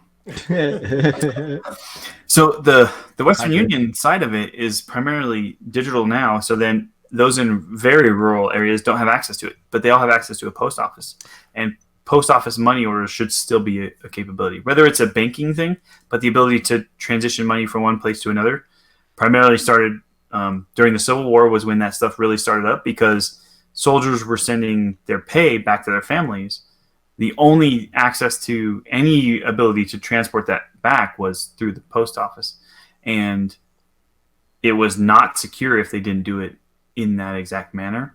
And it makes us, there's still a whole lot of communities, especially in the United States, which is part of why Electoral College and why the numbers are weird thing still applies because those places need representation too. Those people who don't have access to all the stuff that we have. Something we're thinking about sometimes. yeah, it's easy to forget about the rural communities. Like we were just talking about, like having possibly it's a great idea. Somebody please steal it. I don't give a shit. Having the postal service provide the internet to rural communities, I think that'd be an excellent way for the post office to innovate. Like I never even thought about that, Papa Bear. I think you brought it up, right? Yeah, that's a great idea. Elon's gonna have it in less than a year. Elon doesn't care about He doesn't, Earth. but He does. He wants he does, no, but he cares about Earth. He's not going to getting provide Mars. it, right? He's providing the technology that can support it. But this was literally oh god, it's Starlink. We're talking about Starlink. Let's all be clear, right? yeah, absolutely. Okay. It's making me smile because I had half of this exact conversation today.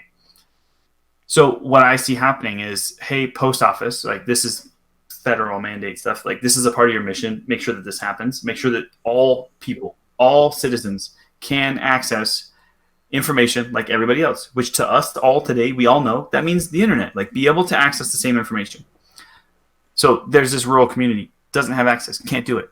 Okay, the post office is required to provide some access to it. And unless it's really, really super rural, at least somewhere in that region, put a Starlink terminal out there. Hey, post office, go buy one, put it online, distribute that out to people who need it or provide free access. Hey, come to the post office, which is how shit used to work. Come to the post office.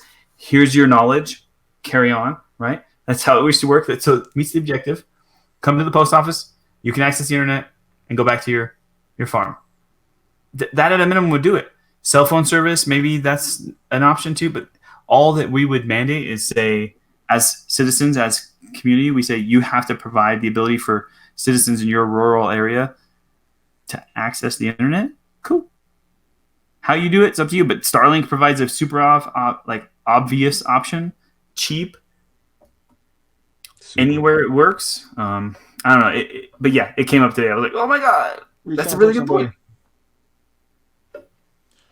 Yeah, I think when you look at things through historical context, people were hesitant to get electricity to all of America. People were hesitant to get gas stations in all of America. People were hesitant to get fucking base cars because they thought there were gas bombs just rolling around the streets. You know, so I mean, they are. Right. Well. Yeah, but They are. I mean, they are, but they're also safe. So, like, relatively safe. I just don't understand why there's hesitancy to have, like, basic services across the entire nation, if not the world. Obviously, we're talking about just the United States, but these are things that are going to become basic human rights around the world. And people are just like, oh, well, you know, I don't know. Listen, if it takes a small amount of federal funding to the Postal Service to expand their services, I don't think that's a bad idea. I think it's a great idea. Roger, Congressman. Yeah. Honestly, I likely might. I probably will because one of the things we're going to do, hopefully in season 2, in this season, is talk about writing an actual bill. I think we're going to do it. Yeah. Like we talked about it. I think it's going to take several episodes. We're talking about at least 3 or 4 weeks, right? Yeah, it's going to take a while. But like we're going to, from start to finish, get a bill on the floor. I think I love it. I love the idea. Let's do it. Like as long as people are willing to sit and listen and watch us, like it would literally be screen capture of fucking keyboard clackety clackety writing some shit and like researching, because we're gonna both have to figure out. We're in California, so I figure the best thing to do is just do it in California. Yeah. And my experience has been in California. Will Are we talking about state legislation or? Well, hopefully it'll be federally eventually, but basically there's a huge problem that affects me, and it has to do with marriage because I'm not married, but I have a partner I've been with for 10 plus years now. Oh, okay, I get it. But we can't share benefits at all. That's Can't the apply for insurance. Yeah. Can't sign out a loan. Can't mortgage a house. Can't get a car. And even like we've adopted a daughter together, and that's even a huge problem. So, I mean, the obvious question would be, not to get to your personal stuff. No, it's fine. No, I mean, why won't you get married? Oh, because there's huge downsides for marriage. Okay, that's fair. The main you thing don't have to get into it. I understand. Yeah. Okay. I just wanted to hear that. Because that would have been my only okay, don't ask. Yeah. No, I'll tell anybody this. Well, no, it wasn't like I was asking for an answer. There's a whole episode in season 1. There's a wole episode in season 1 on this topic. Why I'm not married? Yeah. Yeah. Why Cronus isn't married? That's totally fine. It's. I mean, again, from my perspective, what our conversation led to was two kind of key concepts, and I think it's important to balance the two. One is that for you, it works out to being that historical institution from a legal point of view puts you as the responsible party, and in all cases legally you then are on the hook, and it's a shitty way to put it, to take care of fucking everything. And that's, today's society does not accept that as a standard norm.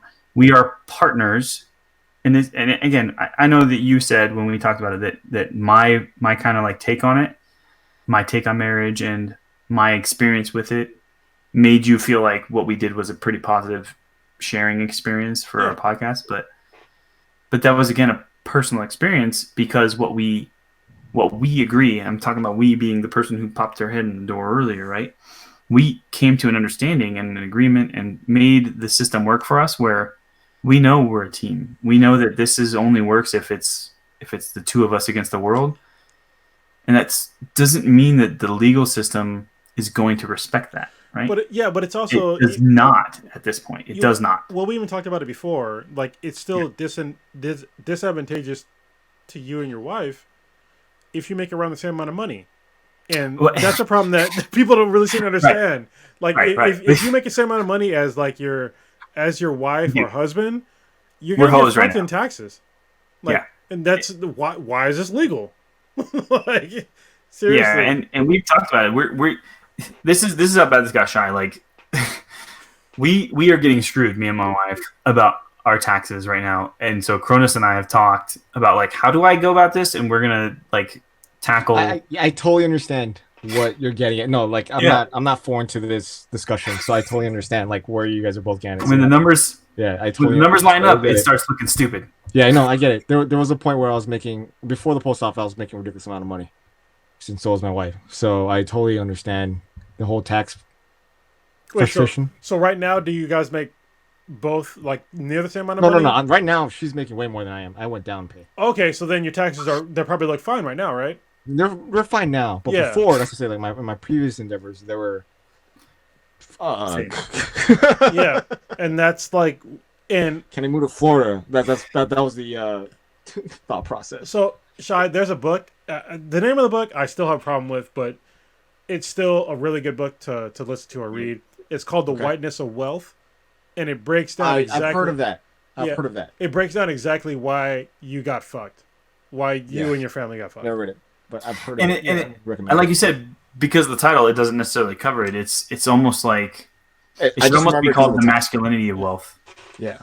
Yeah, it's just because it ties more to that. Like it's especially in that. So I wanted to hit the second point of this too, right? Which is the second point I think you made as the key point in the marriage piece, which was to a woman in this establishment, it subordinates them always to their husband, makes it so that they are always kind of at least tax based and legal based and all these other things financially subservient to their husband. And we know that's not the case, but that doesn't mean the legal system would respect that at any point in time, and does not in a lot of cases. And so what we talked about was civil union doesn't work, right? Because it's specifically same sex. It's same sex or over the age of 65.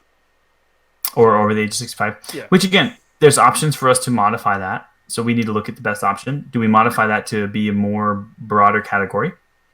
Or because changing laws is also a function we have as citizens. Yeah. Like, hey, that law needs to expand or needs to constrict or whatever it is. And then we have the potential, like, hey, let's just propose a whole new thing. A third option we talked about, like, do we just do it as a third thing, which is not specific category, so same sex, which again, I don't necessarily agree that maybe that doesn't need to be a specific category, or over the age of 65, again, why specifically? Yeah. But just another option outside marriage that allows you to be able to legally agree, which is, again, if I'm already assigning a legal agreement that says I legally agree with this other person that we will both be responsible for said whatever fucking legal parameters we establish, why do I need another agreement to make that agreement a possible option? I used this example the other day. If me and another Marine were both sergeants living in the barracks and signed a legal agreement called a lease to rent an apartment and split the rent, why the hell do we have to be married? Yeah. That doesn't make any sense. Yeah. Do not need to. But it gets worse now, because if you want to actually share resources, that the problem comes down to sharing resources. That's the main issue that that me and my partner have, is sharing resources. That I cannot share my medical benefits, dental benefits, at all. Like it's literally impossible. And when it comes to like getting, I just refinanced my house, and I wanted to put her on the mortgage, because when we first bought the house, she didn't have a good credit score, so it was just like, fine, we'll just put it on mine, it's fine. But now that we have pretty much near the same credit score, okay, we'll just come into it jointly and we'll get a joint thing. But the VA said no, because I got a VA loan. It's literally the only thing that I've dealt with my actual post Marine Corps benefits was getting a VA loan. And they were like, well, if you're not married, no. Like, we're not going to put her on the mortgage. I'm just like, what the fuck? Are you serious? I mean, you're dealing with the VA.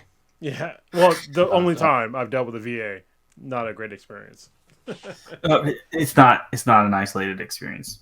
Yeah. No, I'm sure it's not. Like, this is why I've chose not to deal with the VA and not deal, because everybody I've talked to that I've had to deal with the VA have not had good experiences.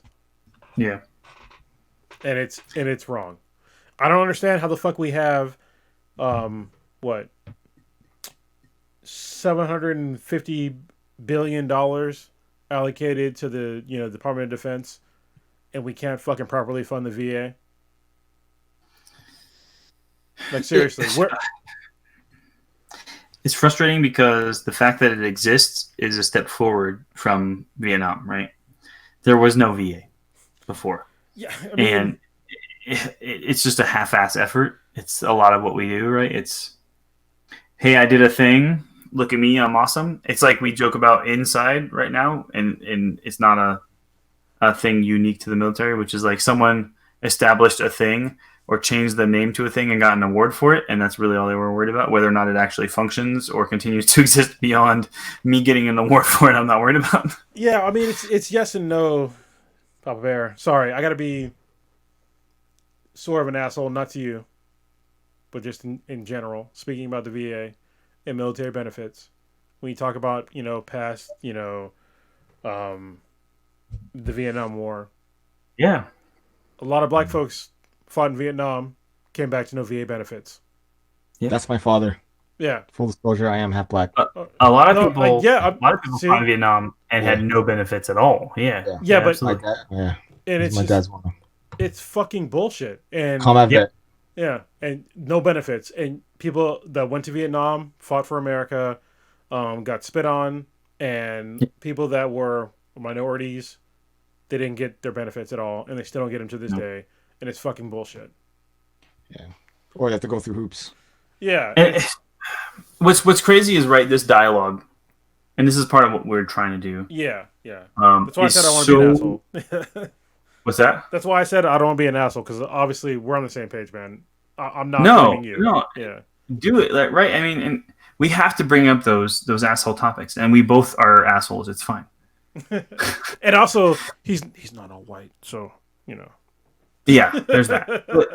But here's the thing, and we talked about it before, is like I look like it, right? So then I gain those same privileges. I gain the same access to a lack of fear, a lack of an understanding on things personally. That doesn't mean I can't fucking learn, right? But I haven't personally dealt with it. But it doesn't mean I shouldn't understand it and help us all as a society move forward towards a better future. Yeah.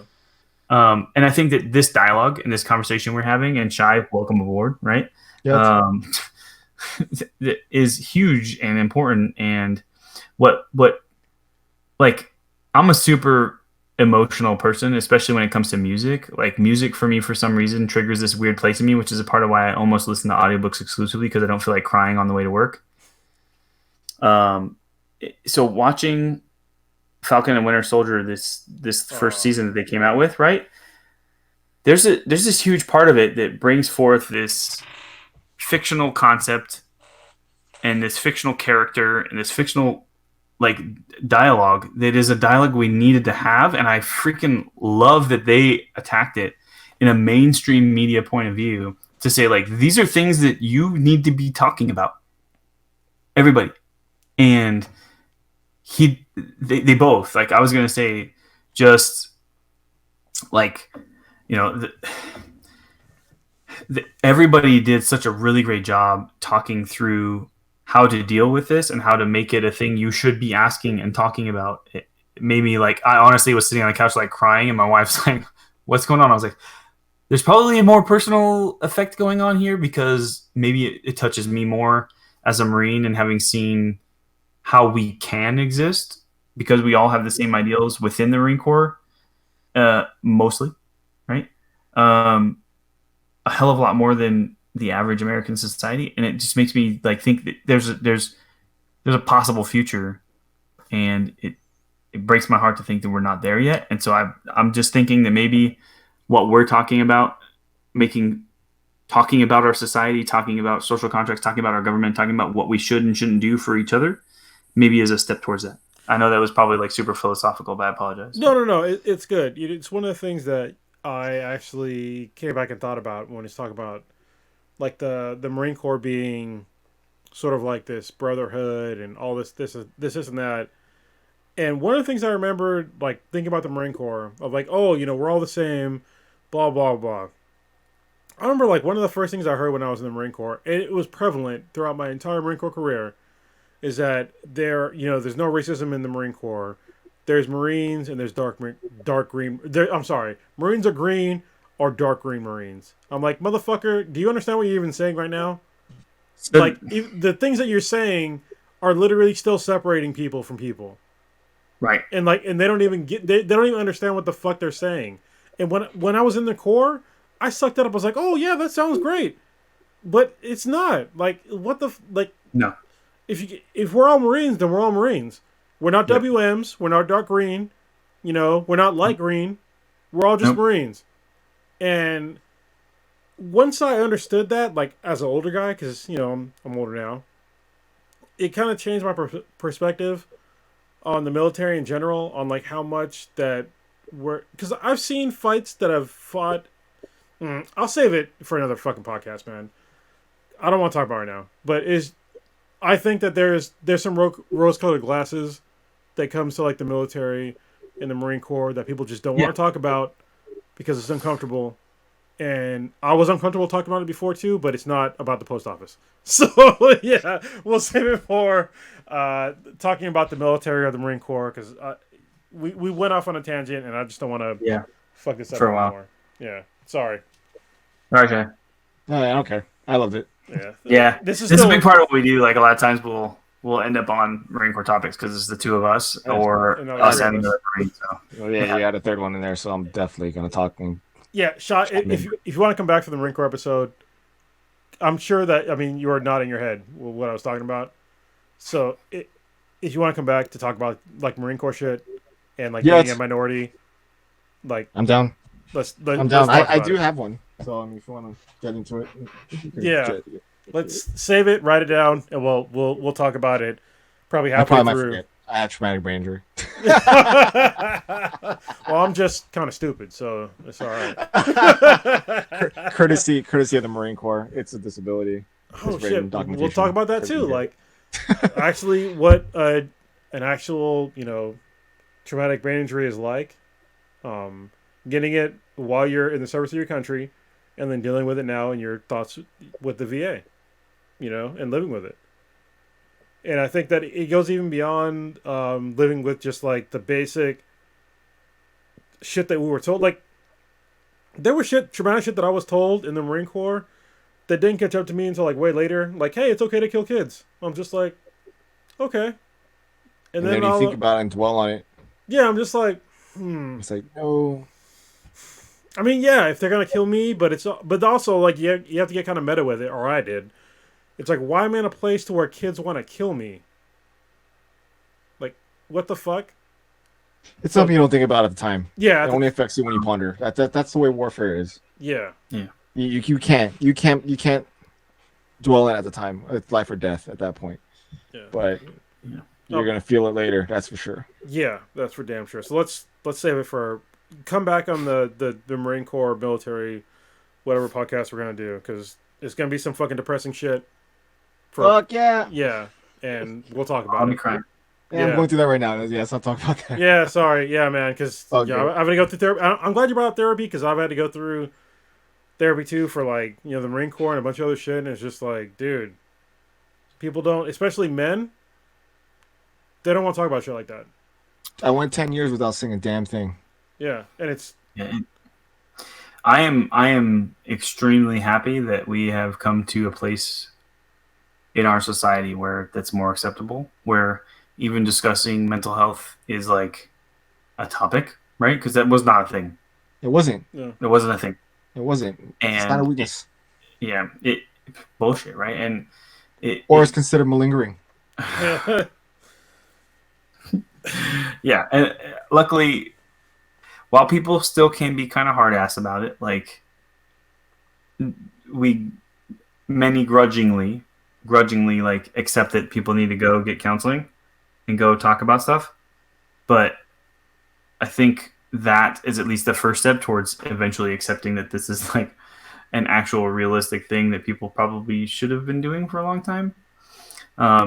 So some people have their own counseling system, like it's inherently built into their life somehow, and they're lucky. Not everybody has that. So accepting that maybe someone needs to seek assistance for that is totally okay.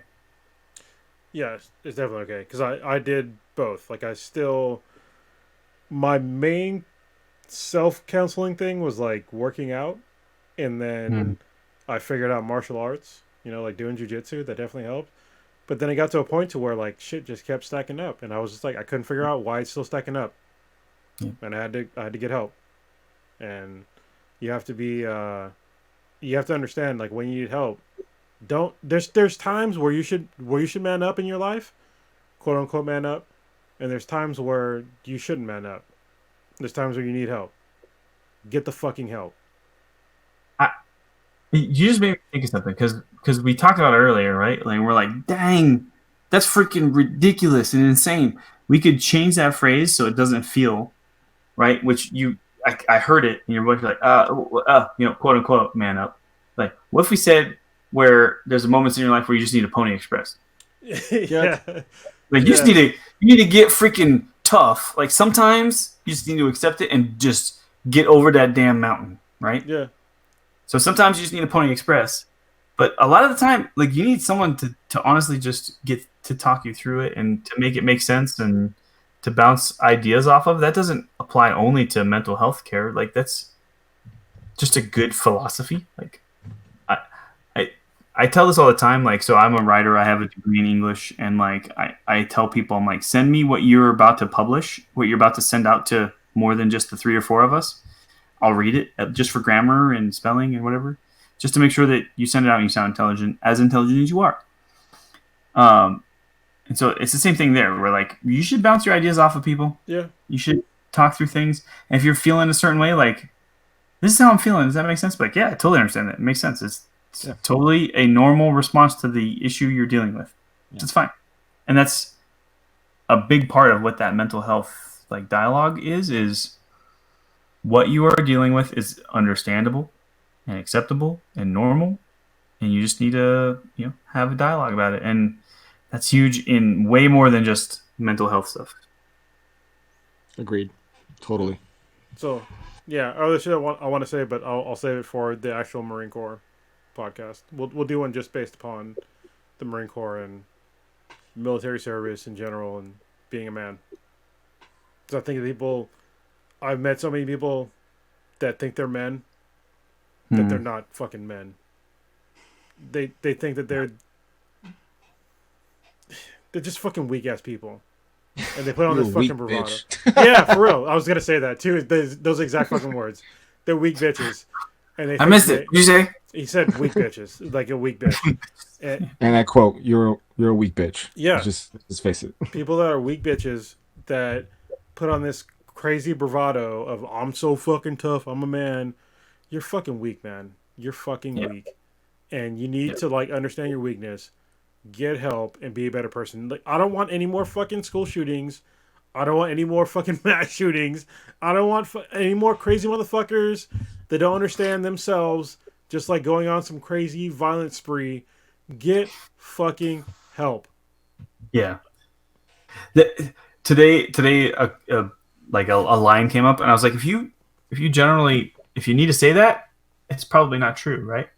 Which was like, it was like, I kind of run shit here, was what someone said. Kinda run. There's a great words. Run shit. Right. Shit. So like, I'm kind of in charge of stuff. It's like, well, if you have to reinforce that fact, you're probably actually not. And it's the same thing there. It's like, if you just need to tell people, like, I'm a man, I'm badass, like, if you need to say it out loud, probably not true. Yeah. I see so many weak dudes. And it's incredible to me. People that will say, like, me holding my daughter's hand is weak, and I'm like, this is the coolest shit I've done. Hell Holding yeah. my daughter's hand. Like if you think that being a man is punching somebody in the face or just being an asshole, you're missing the point of being a man. Yeah. Like seriously. I think that the point you made like is number one on my list of shit, which is like if all I'm doing is on a daily basis reinforcing to my daughter like how a man is supposed to treat her Yeah. and supposed to act for her. If all I do is that, life goals, right? Like I've done everything I'm supposed to do. She should always know how she should be treated based on the example I provide. Yeah. Like being Yeah, most compassionate. stuff. Yeah, being compassionate, and I think it's what people don't. They think like fake men. I'm gonna call them fucking fake men. They think that being compassionate is something that should be considered weak, but being compassionate is like, to me, that's a very strong trait. Empathy is a strong trait. Apathy is like for me the weakest trait, and I think that a lot of Americans, especially, think that apathy is like some some goal that is supposed to be achieved. But it's like, no, you should empathize with people. Like if you have kids, like this is why I'm glad that I have, 2 daughters. And they've definitely showed me how to be like a better person in general, is just like understanding their actual emotional and physical needs and understanding them. But if you're just gonna show them like I'm just some badass, but that's not being a badass. You just showing how you're tough is not being a badass. And this is coming from a guy that can kick a lot of people's asses easily. It's usually the quiet one you never mess with. Yeah, exactly. What was the quiet one you mess with? It's the peacock. It's the loud chihuahua. Is the one that's the weakest of them all. Exactly. They have the loudest bark and the weakest bite, and we can all see it. People that don't know how to fight are usually the loudest. Yep. Nope. Don't mess with the one that's just standing there looking at you. Yep. The gray man. Anyway, we'll save this whole conversation for the podcast. So now I gotta pee, and we gotta start the podcast, I guess. Yeah, I mean, we're past 3 we hours. can just close it up. Yeah, let's stop pontificating me. Especially. Yeah. Well, thanks for having me, guys. Yeah, thank you, Shy. Shai, we really being appreciate on. you coming, man. This is kind of how we do. We usually have a topic and then run about the last hour or so on bullshit. Come on, you can't keep Marines on topic. Yeah. Honestly, this has been very educational for me. Like this has been. I totally understand. There's too much else going on. No, it's been super educational for me because I didn't understand like a lot of like the loops and like doing your routes and who does the sorting and all. Like, hopefully, the people who are listening to this appreciate the breakdown of like people that think that is like an quote unquote easy job, but it's a complicated job. Like, 15 miles a day is my average. How many miles? I walk 15 miles a day. Nice. I mean, That's average. yeah, that's for most people. They're just like, oh, 15 miles doesn't seem that long. Motherfucker, you walk 15 miles. I got my 10,000 steps. Yeah. That's 15 miles carrying stuff. Yeah. I rode 20 miles today on a bicycle. Yeah. And it's not easy. You know what I mean? Doing anything like for that long, it's like it's not easy. Especially, and I wasn't carrying. If your military is wearing shorts, look at their calves. Yeah, they have fucking dope calves. Yeah, they're nice asses too. My thighs are killing it right now. My lower half. That's why the uniform is designed as it is, so you have to show off your calves. Oh, I only wear shorts. And secretly, every month, I raise it up a little higher. Like, I'm just letting you know. I wear the high socks, I wear shorts, and I want it high. You're gonna keep bringing them up until you're wearing those khaki shorts that the guys at the pool for the swim pool wear. Hold on, what's that? Damn it, there's a Japanese term, but it's called absolute territory. It's the gap between the high socks and the bottom of the skirt. Bottom of the skirt. Yeah, it's something Zetai. What the fuck is it called? You know what I'm talking about, though, right? Sure. Yeah, it's called absolute territory. That's what you're going for, Shy. Yep. Hey, I don't care.